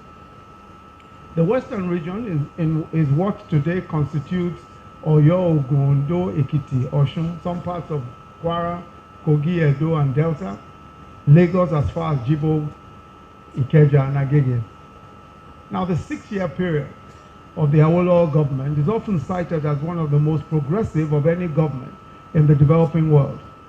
Some of the major accomplishments include a major agricultural revolution, governments supporting and subsidizing cash crop production, using commodity exchanges to enhance agribusiness, several farm settlements, several agro-allied and other industries, including the Odua textile industries, Ado-Ekiti, Okitipupa oil palm mills, Oluwa glass, Ifon ceramics, Ire-Ekiti brick industry, as well as several industrial estates or parks, including the Ikeja industrial estate. A network of roads across the region, the University of Ife, now Obafemi Awolowo University, the 26-story Cocoa House, Ibadan Airport, the airport hotel, the Lagos Airport Hotel, Ikeja, Western Nigeria Television Authority, the first in Africa, ahead of many European countries, including Belgium, and of course ahead of South Africa. But by far the most significant of these achievements is the free primary education, free universal primary education. In 1952, when the scheme was proposed, 381,000 children were enrolled in school. By 1955, when the scheme took off, 811,432 children were enrolled in school. The numbers continue to grow. The government devoted as much as 41.2% of the 1958-1959 recurrent budget to education. At that time, one of the highest in the world. At the same time, the region nurtured a vibrant civil service, a judicial system, widely acknowledged as a model even today. So how were our phenomenal achievements possible? There was no oil revenue and there was no federal revenue. In fact, the Western region, as other regions, gave revenue to the central government. How did they do it? mostly from taxes and revenues from agriculture, especially cocoa. Free education, which was audaciously launched by the Awolowo government, was directly on the back of income taxes. A capitation tax, or sometimes described as a poll tax, was imposed by the Western Region government, mainly to fund free education, despite much opposition and protests. For those who follow his political history, Awo, of course, lost elections in the West, the federal elections. He lost in the West on account of his insistence on free education. That kind of political courage is a bit difficult to find these days. But that is the cost of leadership.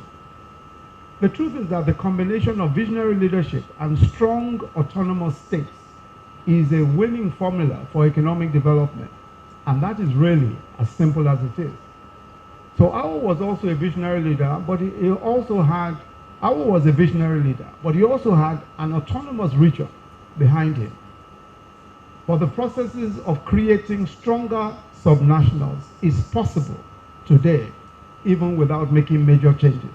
And I just want to re-emphasize the point that the Western Region government, which covers more or less the same space as is covered by the Western Region today, by states in the West today, was able to do everything that it did without any support whatsoever from the federal government. As a matter of fact, it was required to pay 50% to the federal government. But it was able to generate its own revenues. And you will see that today the reverse is the case, and we'll come to that. But I want to make the point that in order to create stronger states today, or for states to be stronger today, we don't need constitutional amendments to do it all.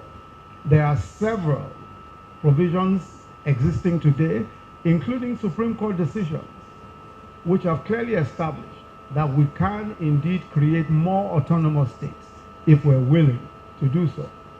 Our current constitutional and legal framework makes it possible. In the period of the civilian government beginning in 1999, I had the privilege of serving in the government of Lagos State under Asiwaju Bola Ahmed Tinubu.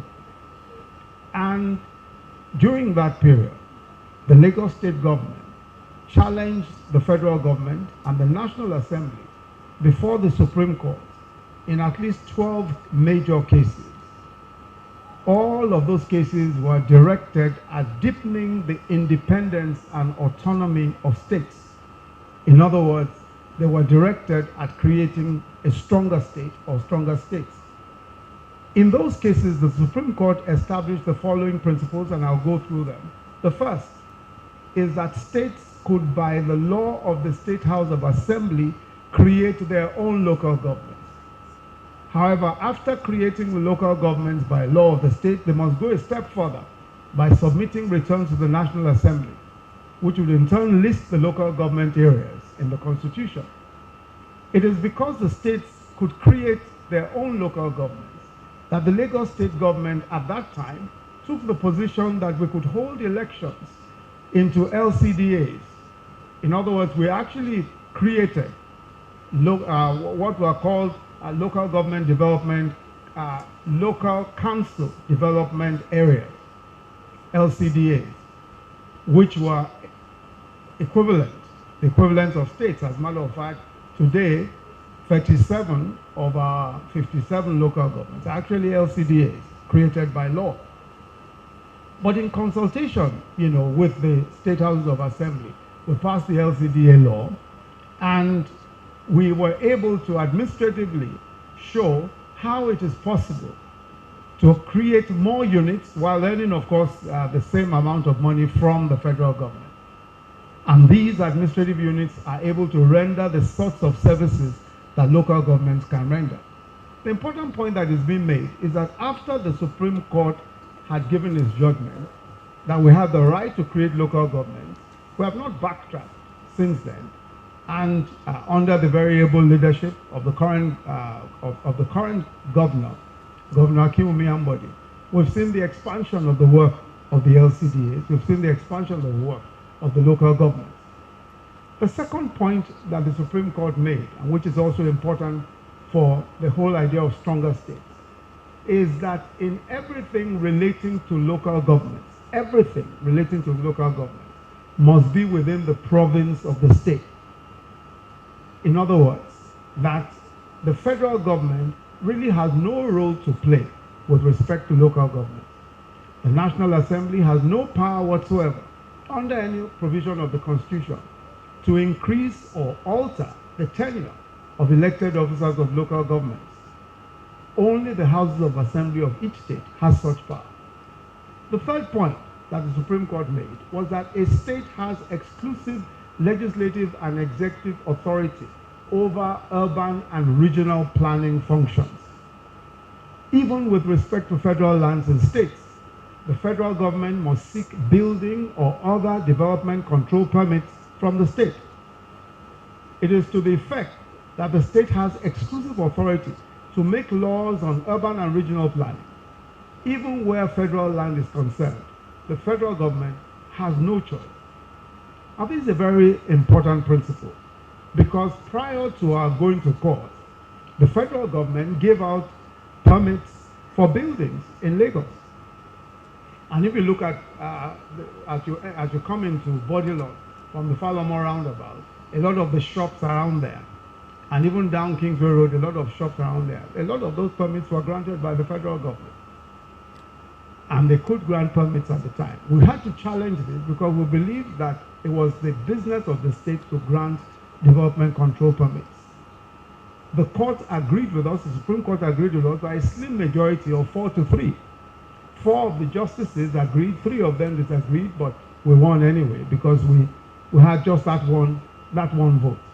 But the most important point that the Supreme Court made was that even the federal government, if it wanted to build anything in a state, it must seek the permission of the state government, and it must also go through the process of getting a development permit. So the federal government cannot, on its own, simply appear in a state, even on its own land, on federal land. It cannot come on federal land and say that they want to build without the state's permission.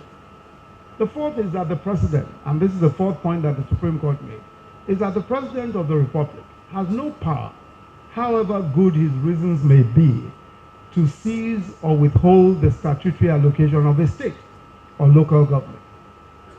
That no matter how good the reasons of the state, of the president may be, he cannot withhold the funds of a state. Just to recall the story very quickly, our own funds as a state were seized by then President Obasanjo. And his reason was that we had created local governments. He believed that they were illegal, and he didn't want us to spend the money on what he described as illegal local governments. So we went to court and challenged it and said that he had no right to determine how we spent our money. Again, the arguments back and forth in court, and one of the very interesting arguments was that what if a state governor, and this was on the side of the federal government, what if a state governor took all the money every month and threw it into the lagoon? And so the state governor had gone absolutely mad. And let's forget about the state governor stealing the money. Let's just say that he was mad, so mad that he was throwing it into the lagoon. The federal government argued that there must be a time when the president of the republic can say, you cannot do that. The Supreme Court disagreed. The Supreme Court said that it is the House of Assembly of the state that has control over the governor if he were to go completely crazy. And the court maintained that position. And so today, all that the federal government can do, or the president can do, is simply to allocate the resources, send the resources that have been allocated. He has no right to seize them, has no right to withhold them. Of course, you know that you know the rest of the story. We didn't get our money back. The government held on to it until we actually left. It was the Fashola government that eventually was paid that money. But that does not in any way detract from the principle. Permit me to consider the next ruling of the Supreme Court in some detail, just to demonstrate the extensive powers of state legislatures, especially over the supervision of statutory allocations. Now, several other cases, and one other important case is that the Supreme Court held with respect to monitoring of revenues collected by local governments from the Federation account. After seizing the money, the federal government, and they were told they couldn't seize the money, the federal government passed yet another law on the 12th of May 2005 through the National Assembly. It was called Monitoring of Revenue Allocation to Local Government Act of 2005.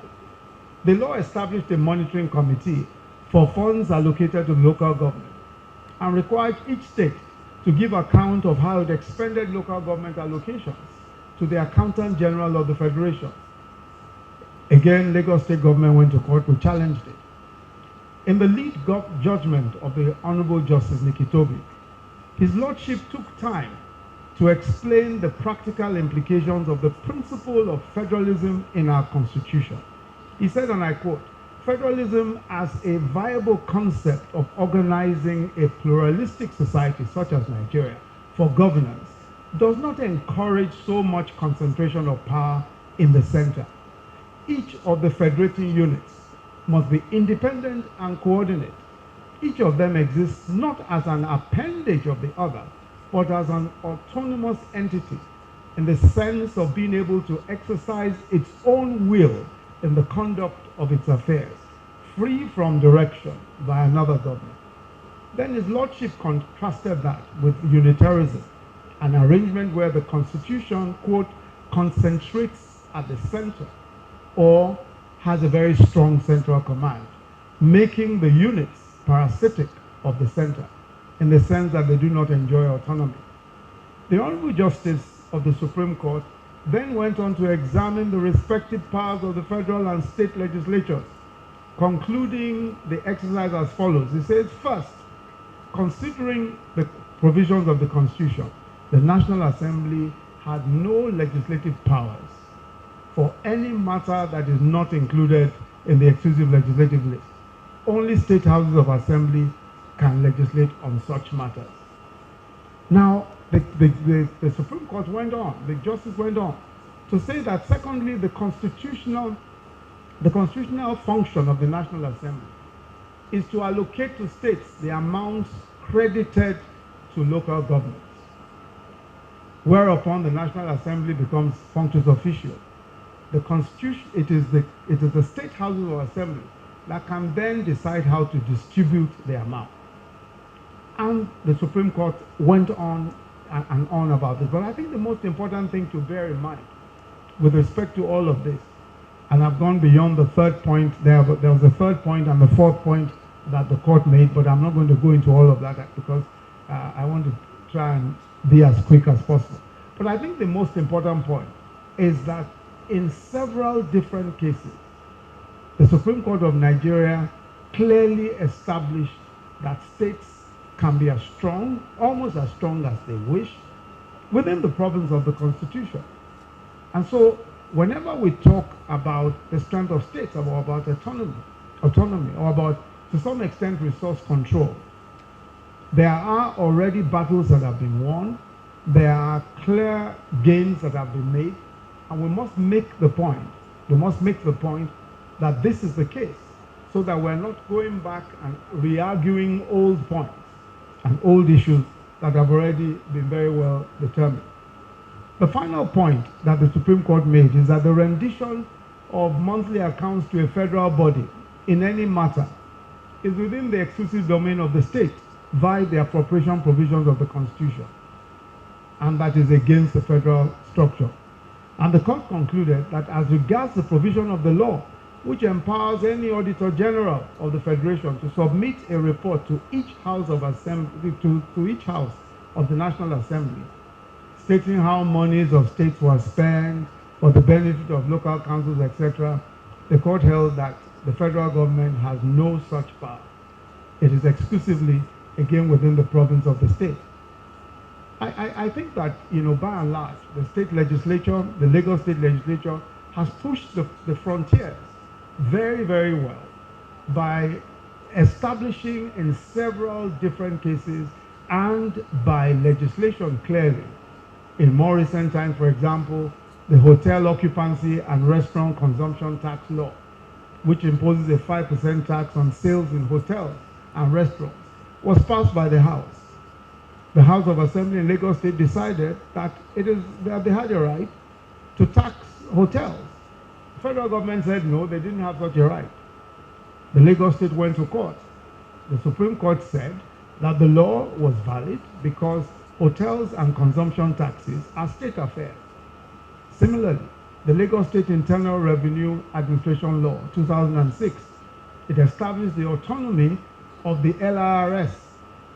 Aside from several structural changes brought about by the law, it granted the LRS autonomy from civil service, such that its remuneration and disciplinary processes were more businesslike. Lagos State government also, through its Houses of Assembly, enacted the Lagos State Waterways Authority. The federal government didn't like it because the federal government has the National Inland Waterways Authority Act of 2004. But by this new law, the Lagos State decided that it was going to free itself, as it were, from the federal government. And it did. So far, at least, the Lagos State government has won the case, I believe, at the Court of Appeal. It's now gone to the Supreme Court. But the House of Assembly did all of this pursuant to the Constitution. And I want to say that there is a great amount of imagination that state governments must deploy, not just to resource control issues, but also to generating revenues. And that's an important part of ensuring that the Federation is able to prosper, that the individual states and units of the Federation are able to prosper. Lagos State government, has always, in many senses, been the front line state with respect to many of these issues. And I'm going to move again. Can you just move forward? Move forward very quickly on this. It's been the front line on many of these issues, and I think that by and large, it has proved the point that a state can truly be independent. And it's not surprising.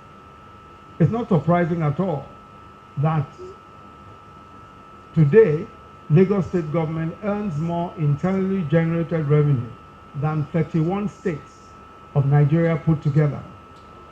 And that's the size of the state. Ogun State, which started after Lagos State in trying to generate its own revenue. Ogun State is number 4 now on the revenue generation list, way ahead of several states that even have the natural resources. Several of the natural resource rich states don't earn as much as Ogun State in internally generated revenue. Just to demonstrate the point that you may have natural resources, but it is creativity and imagination and some seriousness that helps to be able to generate the revenues that are required to run states as it is to run countries. The next issue that I want to look at very quickly is the issue of poverty.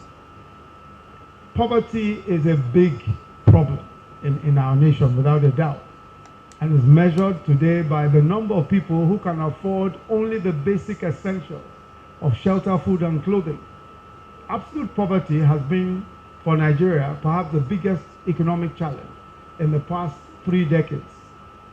The NBS, the National Bureau of Statistics, in its household poverty survey in 2012, and that was the last that was done, and there's a current one that's going on. I'm sure you've read in the papers recently that they are doing the next household survey. In 2012, their figures showed that despite rising oil prices and the rising growth figures in every study cycle, it was the case that poverty was actually increasing despite rising oil prices. In 1980, the poverty level was 17.1 million Nigerians. 1985, it became 34.7 million. 1992, 39.2 million. 1996, 67.1 million. 2004, 68.7 million. 2010, 112.47 million Nigerians living in poverty, under $1 a day. The figures in the next cycle, as I've said, are being compiled, and that's what the MBS is doing, the next set of household surveys, and we should be able to get them. But what is obvious, to quote the National Bureau of Statistics, it said that relative poverty was most apparent in the northern part of the country, with Sokoto State's poverty rate as high as 86.4%. In the northwest and the northeast of the country, rates were recorded at 77.7% and 76.3% respectively. To the southwest, 59.1%. The problem of poverty and the attendant deficits in human development indices become more significant because our population continues to grow at about 3% annually. And we are to become the world's third most populous nation by 2050. Of this population, over 60% will be young people. How is it possible that despite economic growth figures improving over time, at some point we're earning $114 a barrel on oil? Despite that, poverty continues to rise. The paradox, as they say, of jobless growth, or what Stephen Dowder in Nigerian economics described as non-pro-poor growth. The first reason for poverty, for this paradox of poverty while oil prices are rising, the first is that high oil revenues do not necessarily translate to jobs. The oil industry by itself is capital intensive, but it doesn't produce.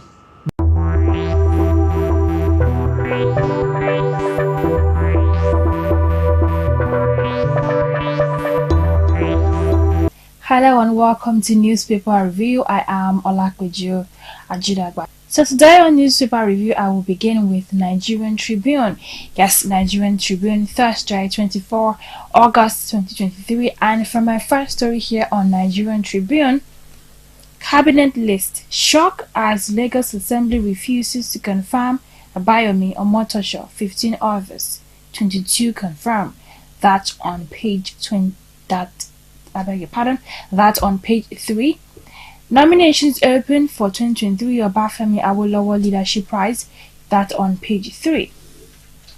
Financial experts won over $3 billion NNPCL loan. Naira sells at 910 Naira at parallel market. Risk-averse investors bid 1.5 trillion Naira for 364 days treasury bills as rates jumps to 13.9% on pages 6 and 7. That's where you can read that story. NDLEA launches manhunt for suspected drug dealer who crushed operative to evade arrest. That on page 25 to read on that story. Again, Emefiele, others arraignment start. That on page 29. Wagner boss Prigozhin among 10 killed in plane crash in Russia. You can read that story on page 15. U.S. commits $9 million to humanitarian assistance, disaster response in Nigeria. You can read that story on page 4. We can see that from left, a lawmaker representing Oyo Federal Constituency, Honorable Akeem Adoyemi, the national chairman of the All Progressive Congress, APC, Dr. Umar Kanduje, the Minister of Power, Chief Bayo Adelabo, and Senator Ayo Adeseun during Adelabo's courtesy visit to the APC national chairman in Abuja. You can also see the picture of Minister of Humanitarian Affairs and Poverty Alleviation, Dr. Betta Edo in the middle. The country representative of UNICEF, Christian Mundet, is on the left, and we can see the Chief of Health and HIV/AIDS UNICEF, Eduardo Silides, during a courtesy visit to the minister in Abuja on Wednesday. APC vacant NWC zonal positions. Intrigues as Edo supplants Cross River. Kaduna, Abia, others remain slot. You can read that on page 15. Traverse of Nigerians. Other immigrants on skilled worker visa left destitute in UK. reports, and that's on page 19. And that's all we have for you today on Nigerian Tribune. I will be moving on to the New Telegraph today, Thursday, August 24, 2023, and I'll begin with my first story here for New Telegraph.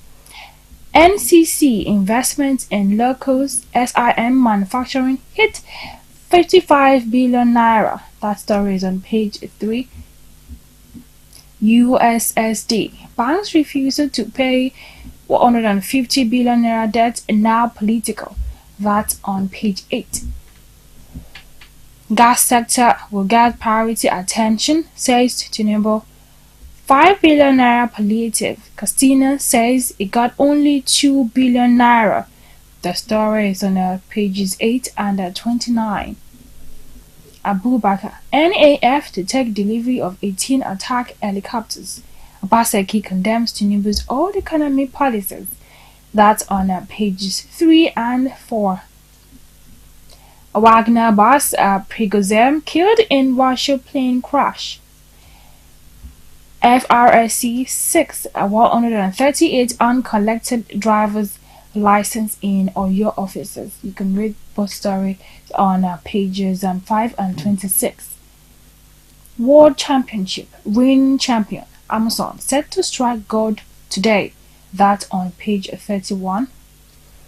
APC, more trouble for ruling party over NWC positions. Ganduje shans humanitarian minister at party secretariat as Edo replaces Cross River. National Welfare Secretary Uzodinma substitute Azubuike with Nwakpa. The Oshiomhole connection. That's on page 2. We can see the National Chairman of Progressive Congress APC, Dr. Abdullahi Ganduje, is on the left welcoming the Speaker, House of Representatives Tajuddin Abbas, during the Speaker's visit to the APC National Secretariat on Tuesday. Lagos Assembly rejects Biomi. 16 other commissioner nominees confirms 22. Reps to reintroduce gender equality bills. Review women's seat in Parliament. National Housing Fund Law. That's on page 26. To read on that story. Varsities will begin new curriculum September. NUC. There is nexus between security imperatives, sustainable development. DSS stakeholders advocate single currency for Africa. You can read more on that on page 26 of New Telegraph. Fraud allegations. Emefiele, federal government may settle out of court. Sources. Court strikes out ex-CBN governor's brother's suit against AGF DSS. That's on pages 2 and 3. For my last story here on a New Telegraph, learning new language might slash risk of dementia. Study. That's the last story and it's on page 26. Done with New Telegraph. We're moving on to this day today, Thursday, August 24, 2023. And for my first story for this day, begin with this. CBN faults JP Morgan's $3.7 billion estimate of Nigeria's net reserves. Says no cause for alarm. Insists close to 80% of funds in reverse owned by Apex Bank. That's on page 10. Lagos lawmakers drop 17 nominees from Sanwo-Olu's list. Confirms 22 others. Wagner Group leader Yevgeny Prigozhin dies in plane crash in Russia. That's on page 10. UK Defense Minister will work with ECOWAS to restore democracy in Niger. You can read that on page 10 also. Obaseki, I am shocked, scared of federal government's lack of plan for Nigerians after ending subsidy. Says palliative deceitful, promises support for Edo people. You can read that story on page 10. And that's the last story here for this day. We're moving on to Daily Sun. Today, Thursday, August 24, 2023. And for my first story on Daily Sun, fuel subsidy removal. I am shocked. Scared of federal government's lack of plan for Nigerians, laments Obaseki. That's on page 29 to read on that story. Alleged 6.9 billion naira fraud. Federal government Emefiele explore plea bargain option. Arraignment shifted indefinitely. That on page 4. Fresh crisis looms as APC fills vacant NWC. Zonal leader positions. Protest trail Abia, Cross River, Kogi approved candidate. You can read more on that on our page 8. Jobs scam probe. Reps angry over refusal by 300 MDAs to honor summons, issue final warning. You can read that on page 29 of the Daily Sun. We won't tolerate failure. Nigerians want ministers. A week inspect rail transport project. First official assignment. You can read that story on page 26.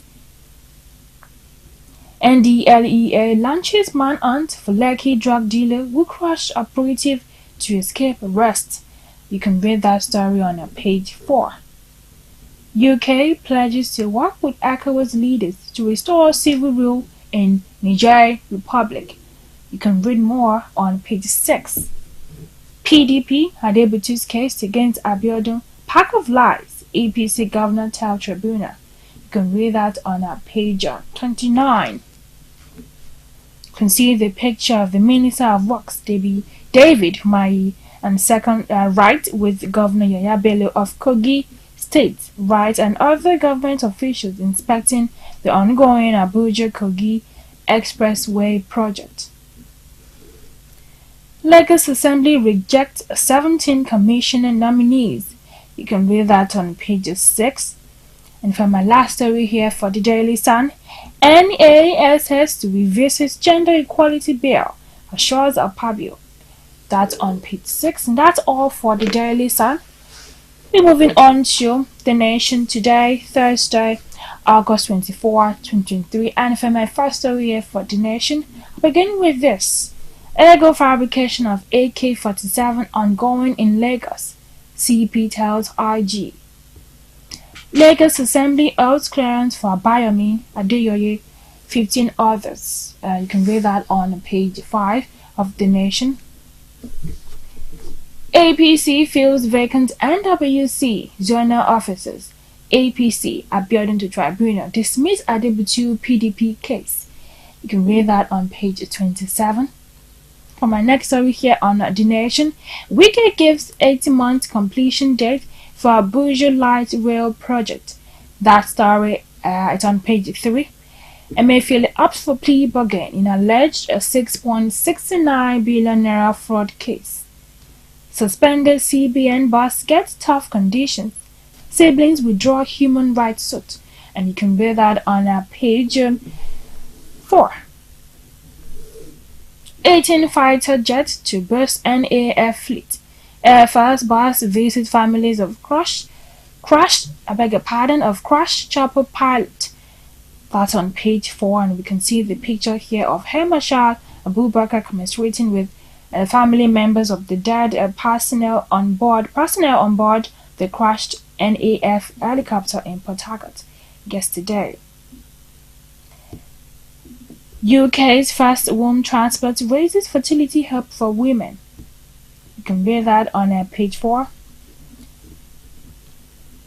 Wagner leader Prigozhin third killed in crash. You can read that story also on page 4. Indian aircraft Chandrayaan 3 lands on the moon. That story is also on page 4. NLC threatens to pull out workers from NHF. You can read that story on page 3. Navy warns against fake admission forms. You can read that story on page 28 of The Nation. And that is the last story for The Nation. We're moving on to the Vanguard today, August 24, Thursday, 2023. And for my first story here for Vanguard, we're meeting Nigerians' 40% LPG demand. NLNG. Alleged 6.9 billion naira fraud. Emefiele explores plea bargain deal. Lawmakers reject Sanwo-Olu's 17 commissioner nominees, clear 22.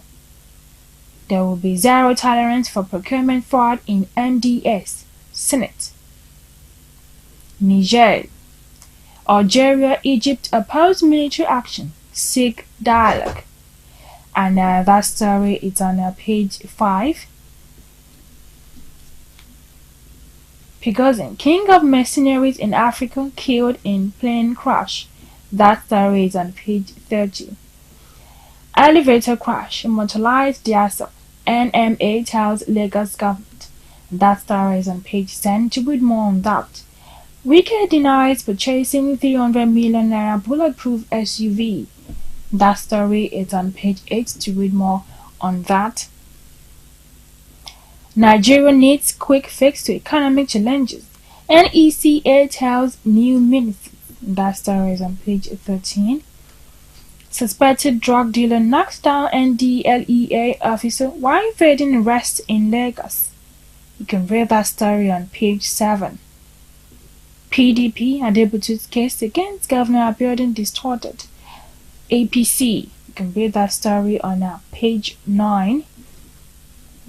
Olufasan, why is war with Niger in Nigeria's national interest?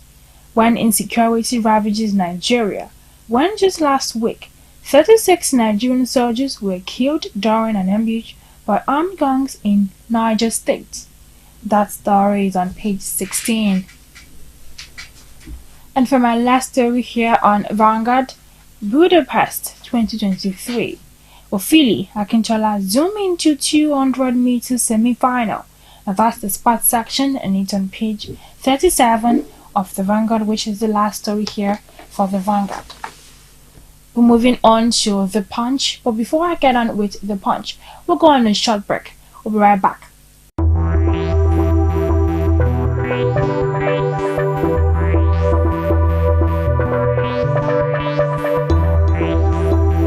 Welcome back to Newspaper Review. I'll begin with the Punch. Today, Thursday, August 24, 2023, and for my first story here for the Punch. Naira tumbles to 900 per dollar. CBN vows BDC operators clamp down. That story is on page 22. Panic as rogue killer soldiers spread death on Lagos roads.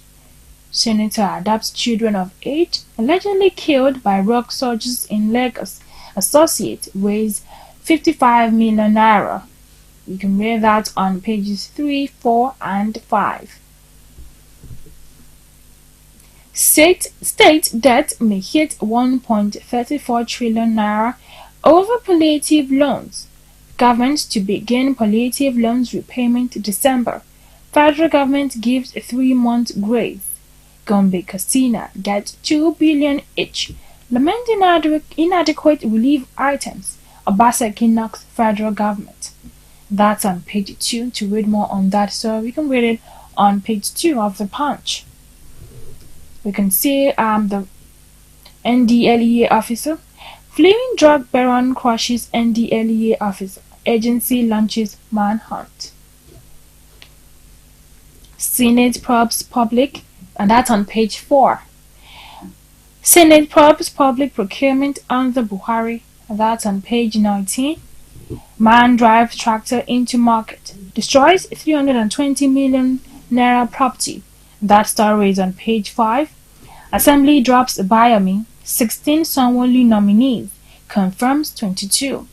And that is the last story here for the Punch, and it's on page 6. Be moving on to the last daily here, which is The Guardian. Today, Thursday, August 24, 2023. And for my first story here for The Guardian, Julius Berger, 10 years of endless agony, pains on Lagos-Ibadan Expressway. That is the first story for The Guardian, and you can read that on page 4. 24 years after, Nigerian space program loses transaction despite yearly allocation. I beg your pardon, you can read that on page 6 of The Guardian. 3,620 kidnapped. 5 billion ransom demanded in 1 year, says SBM. That story is on page 3. Lagos lawmakers drop Abayomi on motor shop, 15 others from commissioner's list. That story is on page 3. Russian insurrectionist Prigozhin dies in plane crash. You can read that on page 2. Naira resumes free fall, depreciates to 890 per dollar at parallel market. That's on business and it's on page 18. Cool. UK backs ECOWAS calls for immediate release of Bazoum. That is on page 6. And that is the last story here for The Guardian. Today, Thursday, August 24, 2023, and we've come to the end of newspaper review today. Thank you for watching, and to see more, you can download the Biscon TV app on your Android devices or your iOS devices, and you can also visit our YouTube channel to get all the latest updates you need. And that's all we have for you today on newspaper review. I am Olakweju Ajidagba. Many thanks for watching.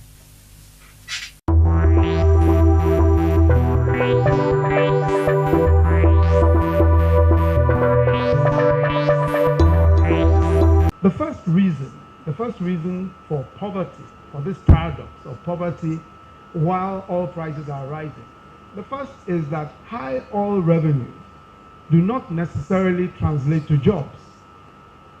The oil industry by itself is capital intensive, but it doesn't produce many jobs by itself. The high revenues can only translate to jobs and an appreciation in living standards if the revenues are invested in diversifying the economy, in infrastructure, in education and healthcare, and social protection for those who cannot work. The question, of course, is what happens to the revenues? When these revenues are made, when the substantial revenues are made, why is it that these revenues are not deployed the way they should? The most important drain on our resources is grand corruption, the stealing of large sums of public resources by public officials in collaboration with private individuals. In the Nigerian case, I use the expression grand corruption to describe only one aspect of that corruption, which is the direct looting of the treasury, not necessarily tied to government contracts. This is directly stealing from the treasury. It is this heinous phenomenon that the Buhari administration has been able to stop. And I refer now to stealing directly, taking money directly from the treasury. It is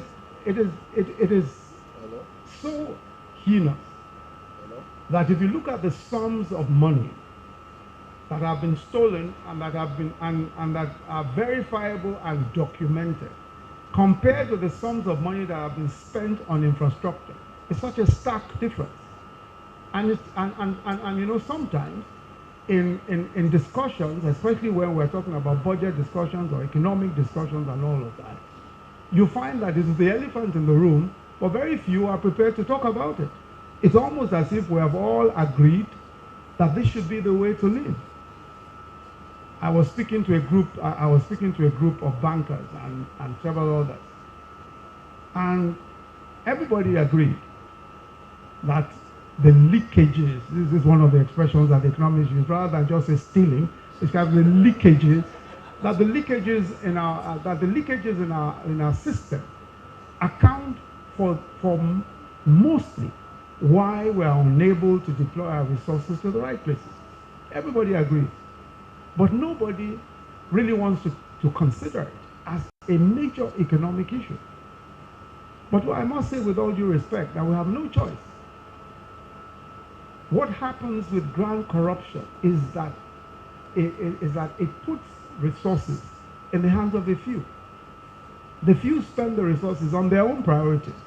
Houses, cars, locally, buy things locally, buy some abroad. There's an initial buzz when this kind of money is all over the place, especially where we're earning a lot of money.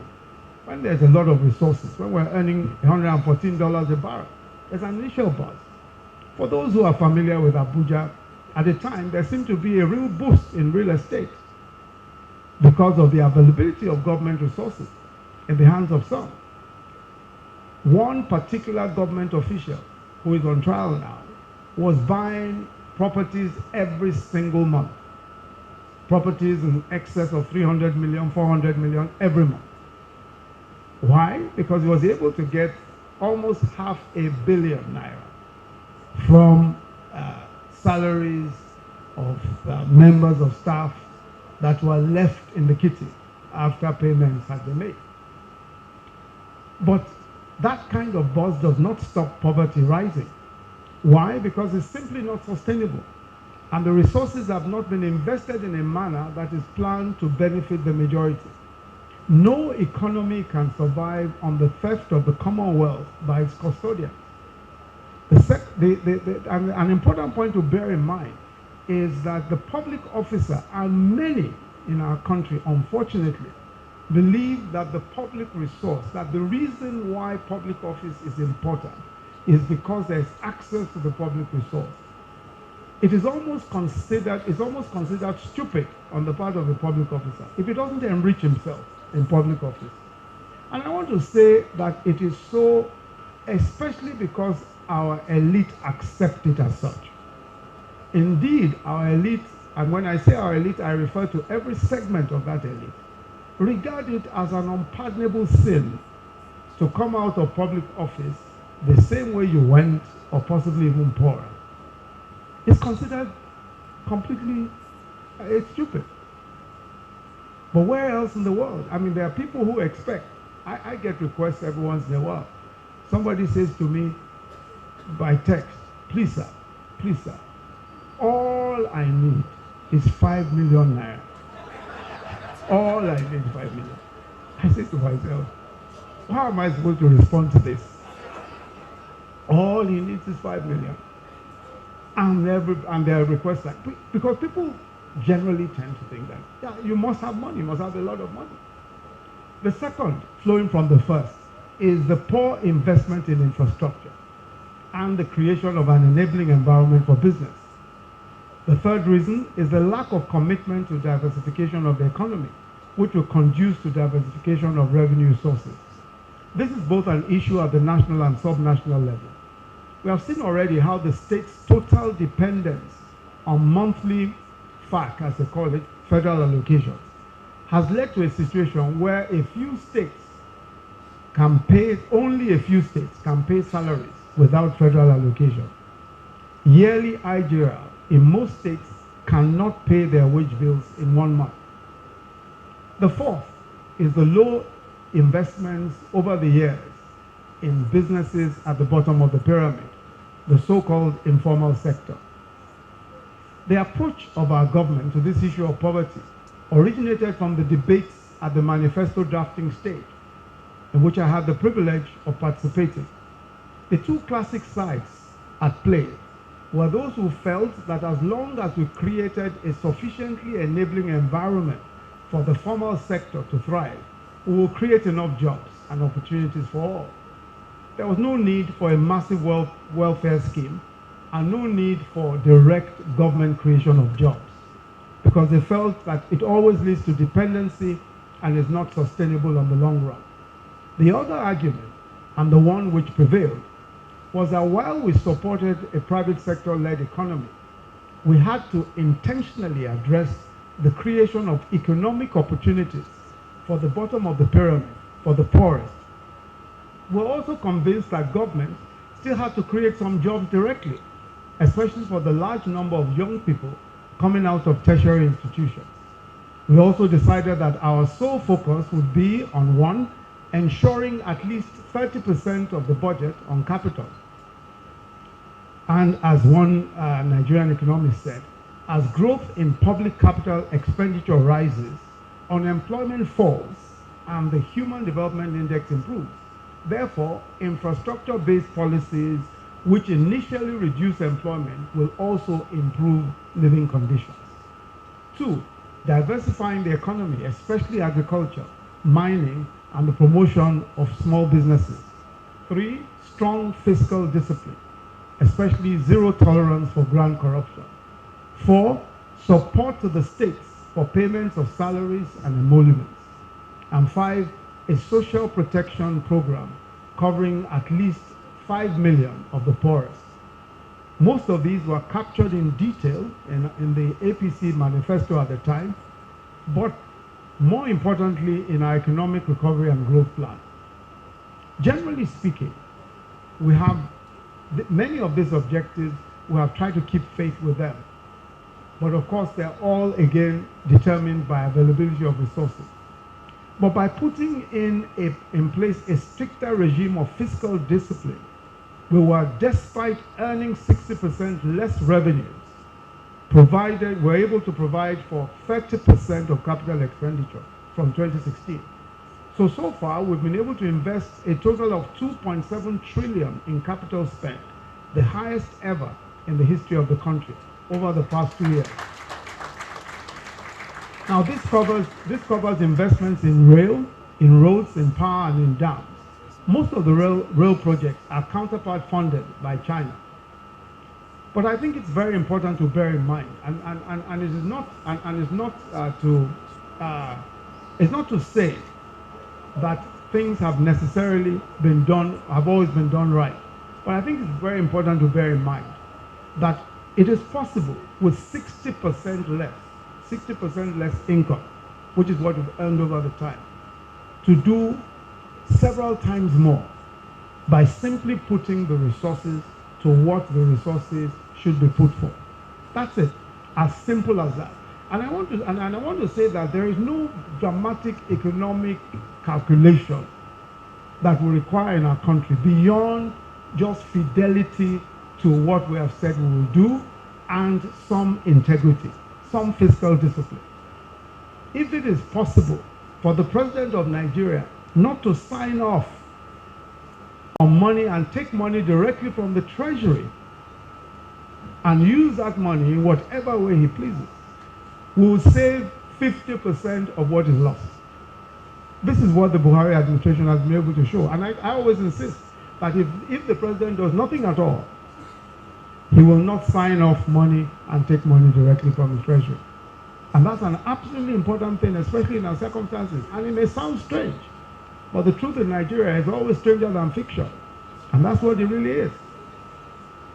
I want to say also that in diversifying, and I will let you go in a few minutes, in diversifying the economy, agriculture has of course been a major issue and a major story. And if you look at budgetary allocation, we increased budgetary allocation from 2015, 8.8 billion was what was invested in agriculture, 2016, 46.2 billion, but 2017, 103.6 billion. But through the Anchor Borrowers Program, by which credit is given directly to smallholder farms through the CBN and 13 participating banks, so far, credit totaling 120 billion has been given to 720 smallholder farms, cultivating 12 different commodities: rice, cotton, soya beans, cassava, poultry, groundnuts across the 36 states. In addition, a special fertilizer program was launched to improve local blending capacity in collaboration with the government of Morocco. Today we have 11 fertilizer blending plants, a capacity of 2.1 million metric tons, and producing, as of 2017, 7 million 50 kg bags of fertilizer. And this helped to drop the price of fertilizer, which was going for close to 13,000 per bag, to about 5,500 to 6,000 per bag. The Anchor Borrowers Program is now digitized. We now have all the farmlands under our GPRS, is mapped for GPRS. We have electronic cards that have been issued, specific inputs, etc.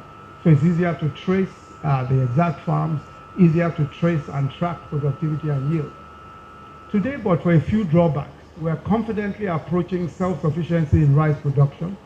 From importing $5 million of rice every day, official imports are now down to 2% official imports. Of course, you know that there's non-official import, but that's another matter. And let me just very quickly emphasize that today, of course, there are several issues, and when we look at agriculture, we've experienced, as I pointed out, tremendous growth in agriculture, several jobs have been created around agriculture in particular, for the reason that this is an area of natural strength for us as a country, and we've leveraged on that strength. There's also a huge demand for agricultural produce across the world. So much demand, we can't go into all of that. But there are constraints, of course. One of the major constraints is that the Northeast, which is one of our major belts for major food belts, has been, of course, as you know, under security threats for a considerable period of time. So that production has actually dropped there. Of recent, also, the flooding in several parts of the country have washed away large areas of farmland. In fact, the other day I was overflying the Coscharis farm, one of the very big modern farms that we have today in Anambra State, and just looking over it was completely underwater. And this is a huge resource, and one of the very best that we have. Several farmlands have been lost on account of this.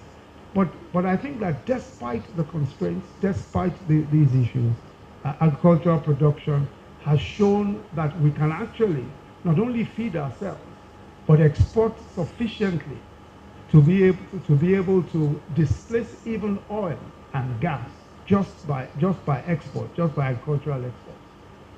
The other point I'd like to make is that we've paid attention to supporting the states through loans, Paris Club refunds, owed since 2005, budget support facilities, totaling 1.9 trillion so far.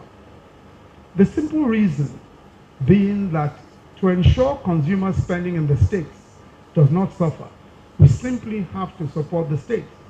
On assumption of office in 2015, over 20 states were owing salaries for periods ranging from 3 to 12 months. For most states, the regular income of civil servants is a critical part of the economy. If you don't pay salaries in many of our states, it has a direct effect, and I'm talking of civil service salaries, it has a direct effect on the economy. It has a direct effect on the markets, it has a direct effect on everything. So a major plank of the Buhari administration's plan was to ensure that we were able to support states that could not pay, and will continue to do so. When we offered the budget support facility to all of the states, every state took it except Lagos State. I was very, very proud that Lagos State did not take that support facility, although I'm frequently reminded that I'm actually from Ogun State. Our administration's plan to move the needle positively on poverty numbers is what we've described as a social investment program. This is the largest, most ambitious social protection program in the history of our country. We provided 500 billion for it in both the 2016 and 2017 budget. But total spend to date is 190 billion from both budgets. About 10 million direct beneficiaries, we've seen 10 million direct beneficiaries under the program. The NPower program, one of those, is our graduate employment scheme. And that graduate employment scheme now employs 500,000 young men and women in every local government of Nigeria. I was telling the service chiefs the other day that we now have more NPower graduates than we have policemen, and certainly more than we have soldiers in Nigeria. It is the largest post-tertiary jobs project in Africa. And we've learned from it that we can train large numbers of people electronically. Secondly, we've demonstrated that a transparent process of employment is possible. All of these young men and women, many of them, of course, have testified that they didn't need to know anybody to get the jobs. They simply applied online, they were tested and vetted online, and they simply got their appointments online. It is possible for us, especially as we digitize, to remove discretion. The discretion of individuals is one of the ways that really creates the rent-seeking situations that we have in our country. Now, there's also under that program the Government Enterprise and Empowerment Program. And we've given so far loans between 50,000 and 350,000 to more than 300,000 traders, artisans, and farmers across the 36 states of the country. 56% of those loans have gone to women. But the second part of that program is what is called the Trader Money Program, an important component of giving microcredit to the bottom of the trading pyramid, the smallest businesses, the one-table trader, the bread or plantain seller, or the meshai. This is the largest segment of our working population. Their inventory is usually no more than between 5 and 10,000 naira. But they're an important part of the value chain for most goods. They sell the single sachets of soap, sugar, and spices to the largest numbers of people. But they are usually forgotten and ignored in economic plans and budgets. And they are considered too unwieldy and risky for microcredit loans. Under the scheme, we are giving microcredit to 2 million petty traders across the country. The scheme enables them to draw further credit if they're able to pay back within a 6-month period. The credit scheme also allows us to give them credit directly so that they can increase their inventories and give them a stronger chance to earn more, while they also serve the value chain and allows for more creativity and allows for more collaboration. It's a massive task, but it's not just a task for the federal government. And this is why at the latest retreat which we did with the state governments, the National Economic Council, we looked with the state governments at what to do, because as you know, state governments are responsible for primary and secondary education, and many of them have tertiary institutions.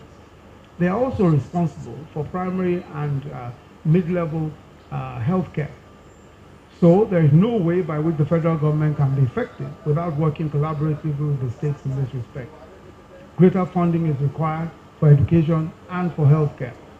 But the most important thing with healthcare is that we need to make the national health insurance compulsory. There's already, as you know, a bill before the National Assembly. But to make it, we need to make it compulsory, because we cannot fund healthcare by government budgets alone. The total aggregate of state and federal budgets cannot fund healthcare. And so there's a need for health insurance. There's a need for crowdfunding that source, healthcare. And if we don't get that, we simply cannot provide, especially in the next 3 decades, when we are going to be the 3rd most populous country in the world. Finally, let me say that the major challenge that our country faces, especially in the next 2 decades, is a challenge of population growth. Of course, it's a challenge, it also is an opportunity. But if we don't prepare now for that challenge, if we're not prepared now, thinking through it, building up the resources, creating the environment for making sure that we're not left at a deficit, we will really encounter the various dangers and some of the forebodings that we've been told about, especially by those who believe that if we're not careful, not only will we be the largest, the 3rd largest population in the world, but also will house the poorest for longer. But I'm quite confident that doing the right things and moving things along properly, and especially controlling corruption, we can certainly deal with a lot of our problems going forward. Let me again thank the Ikoyi Club 1938 for this very, very kind invitation to be here with you today. There's no question at all that this club is one of the great legacies of our nation. The Ikoyi Club 1938 certainly is a legacy of our nation. 80 years on already. The question, of course, is where will we be in another 80 years? The future, as they say, is already here. But I pray for the Ikoyi Club 1938 on your anniversary, that as your days, so shall your strength, so shall your wisdom, and so shall your favor with God. Amen. Of the Federal Republic of Nigeria, Your Excellency, the Governor of Lagos State, Mr. Akinwumi Ambode, the chairman of Ikoyi Club 1938, oh, the trustees of Ikoyi Club 1938, the chairman, the past chairman, and members of our great club. My job is actually very simple, very, very simple, but I'm going to do it methodically. Before I bring the chairman of the club to for presentation of plaques, I'm going to let out a small story about how we got the vice president here, such that we all know why some of us call him leader, why some of us call him role model, why some of us call him the best is yet to come. Some of us are very proud.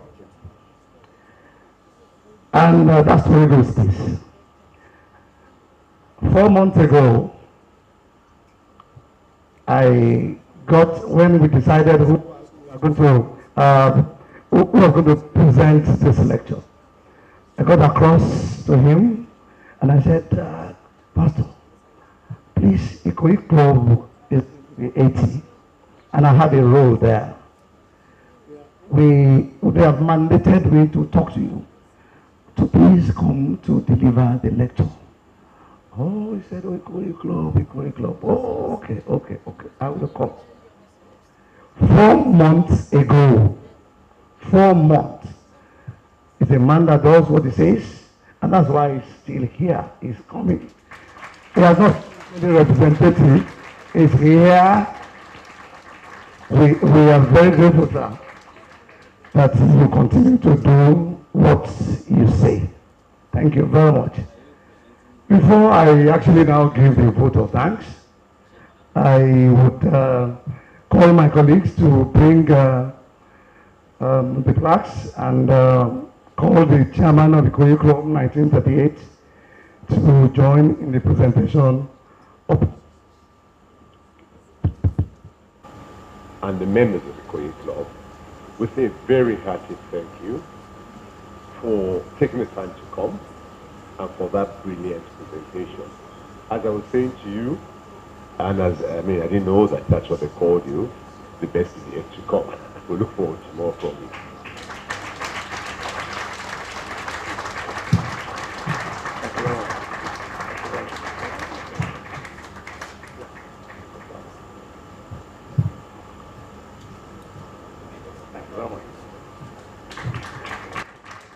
Thank you very much, sir.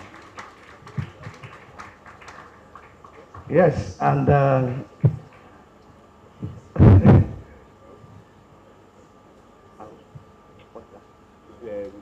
yes, the governor of Lagos State, Governor Akinwumi Ambode, is a member of this club, and my boss is my boss and my friend. You know, so when I see him, it's like seeing my person. You know, so I'm really, really happy, more happier than all of us here that is standing in front of me. So I do the same. Thank you very much. Thank you very much. Thank you very much. Thank you very much. Yes. Now, is that all?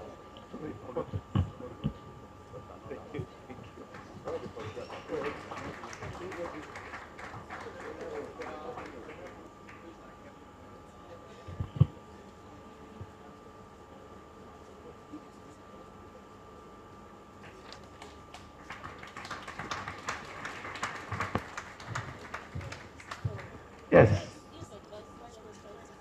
The work that I said was simple, but will be systematically carried out. You can see that I'm just bringing out those things now. It's on behalf of the club, on behalf of the trustees of the Ikoyi Club 1938, the organizing committee of the 80th anniversary of the club, and members of the Ikoyi Club 1938, all protocols duly observed. Thank everyone who has come. I will also be talking about some other people. My brother, the DG of P, who was part of those people that was there that day that I was looking for. He did a lot of work in ensuring that today came to pass. Pastor Alex Oko, thank you very much. I can see that despite all odds, he made it here. Thank you very much. I'm going to be coming back to the governor. He cannot, it's not. I'm also going to be thanking our KBSCs, the legacy of Ikatelan, all the support that he has done. He has always been here. Thank you, KBSC. We are proud of you. And to systematically turn back to the governor of Lagos State. You see, like the chairman said earlier on, that he gave us some time ago to do a party. And we realized that this money that governor has given us, we're not going to be able to do a party of the Club standard. But we said, okay, let's go ahead and do the party. Right in a selective manner. And we did the party. Lagos at 50. Lagos at 50. So, but the governor promised that he was going to be coming back. Now, if you look at coming back now, he has helped us so much to do the rotunda. Can we? Yes, that's what we should do. But while he was talking, he also promised. He said, if there were things that we wanted to do too, that I would do it. I mean, we all had when the governor said it. So that's why, like an Oliver twist now, this is no vote of thanks, but it's part of it. That the gates that we have of the Ikoyi Club 2030, we had wanted to redecorate or redesign. In fact, we have the BOQ, we have the drawings to that gate. But the gentleman who wanted to do it saw the amount of money and quietly just declined. So we will be coming to you with my chairman. Amount is still in the realm of what you have done now. So I'm sure that you will help us. Can we clap for the governor of Lagos State, our friend, our member, who has always helped us? That I just mentioned, the Great House, the reconstruction of the Great House, is the anniversary president of Lagos State government. So it's Ikoyi Club 1938. And to see how lucky we are now. Thank you very much, the governor and my boss and my friend. We are very grateful to you. Thank you. And all we can promise is that for as long as you continue to support us, we on this other side, we will not let you down. We on this other side will continue to do what we are meant to do, what we are known for, integrity, respect for the rule of law, and respect for one another. Do I hear an agreement with what I've said? Thank you very much. Thank you very much. So on behalf of everyone here, I want to specifically thank the Excellency, the Vice President of the country, Professor Yemi Osinbajo, for this honor that he has done to us, for leaving all things. In fact, like today, I heard that a lot of strike has come up in Nigeria again, but notwithstanding the circumstances, he has come to honor his word. Thank you very much, Prof. We are so grateful. We are so grateful. Excellency, thank you very much for always caring for your club. But he told us, he also promised me that though he's a financial member, we need his finances. We also need him to come here. If you come here once in a while to play golf, like the Excellency has spoken when the Excellency said, a lot of things can be discussed while playing the game of golf. So we are appealing to Governor Akinwumi Ambode to please find time to join other members in playing anything. Thank you very much.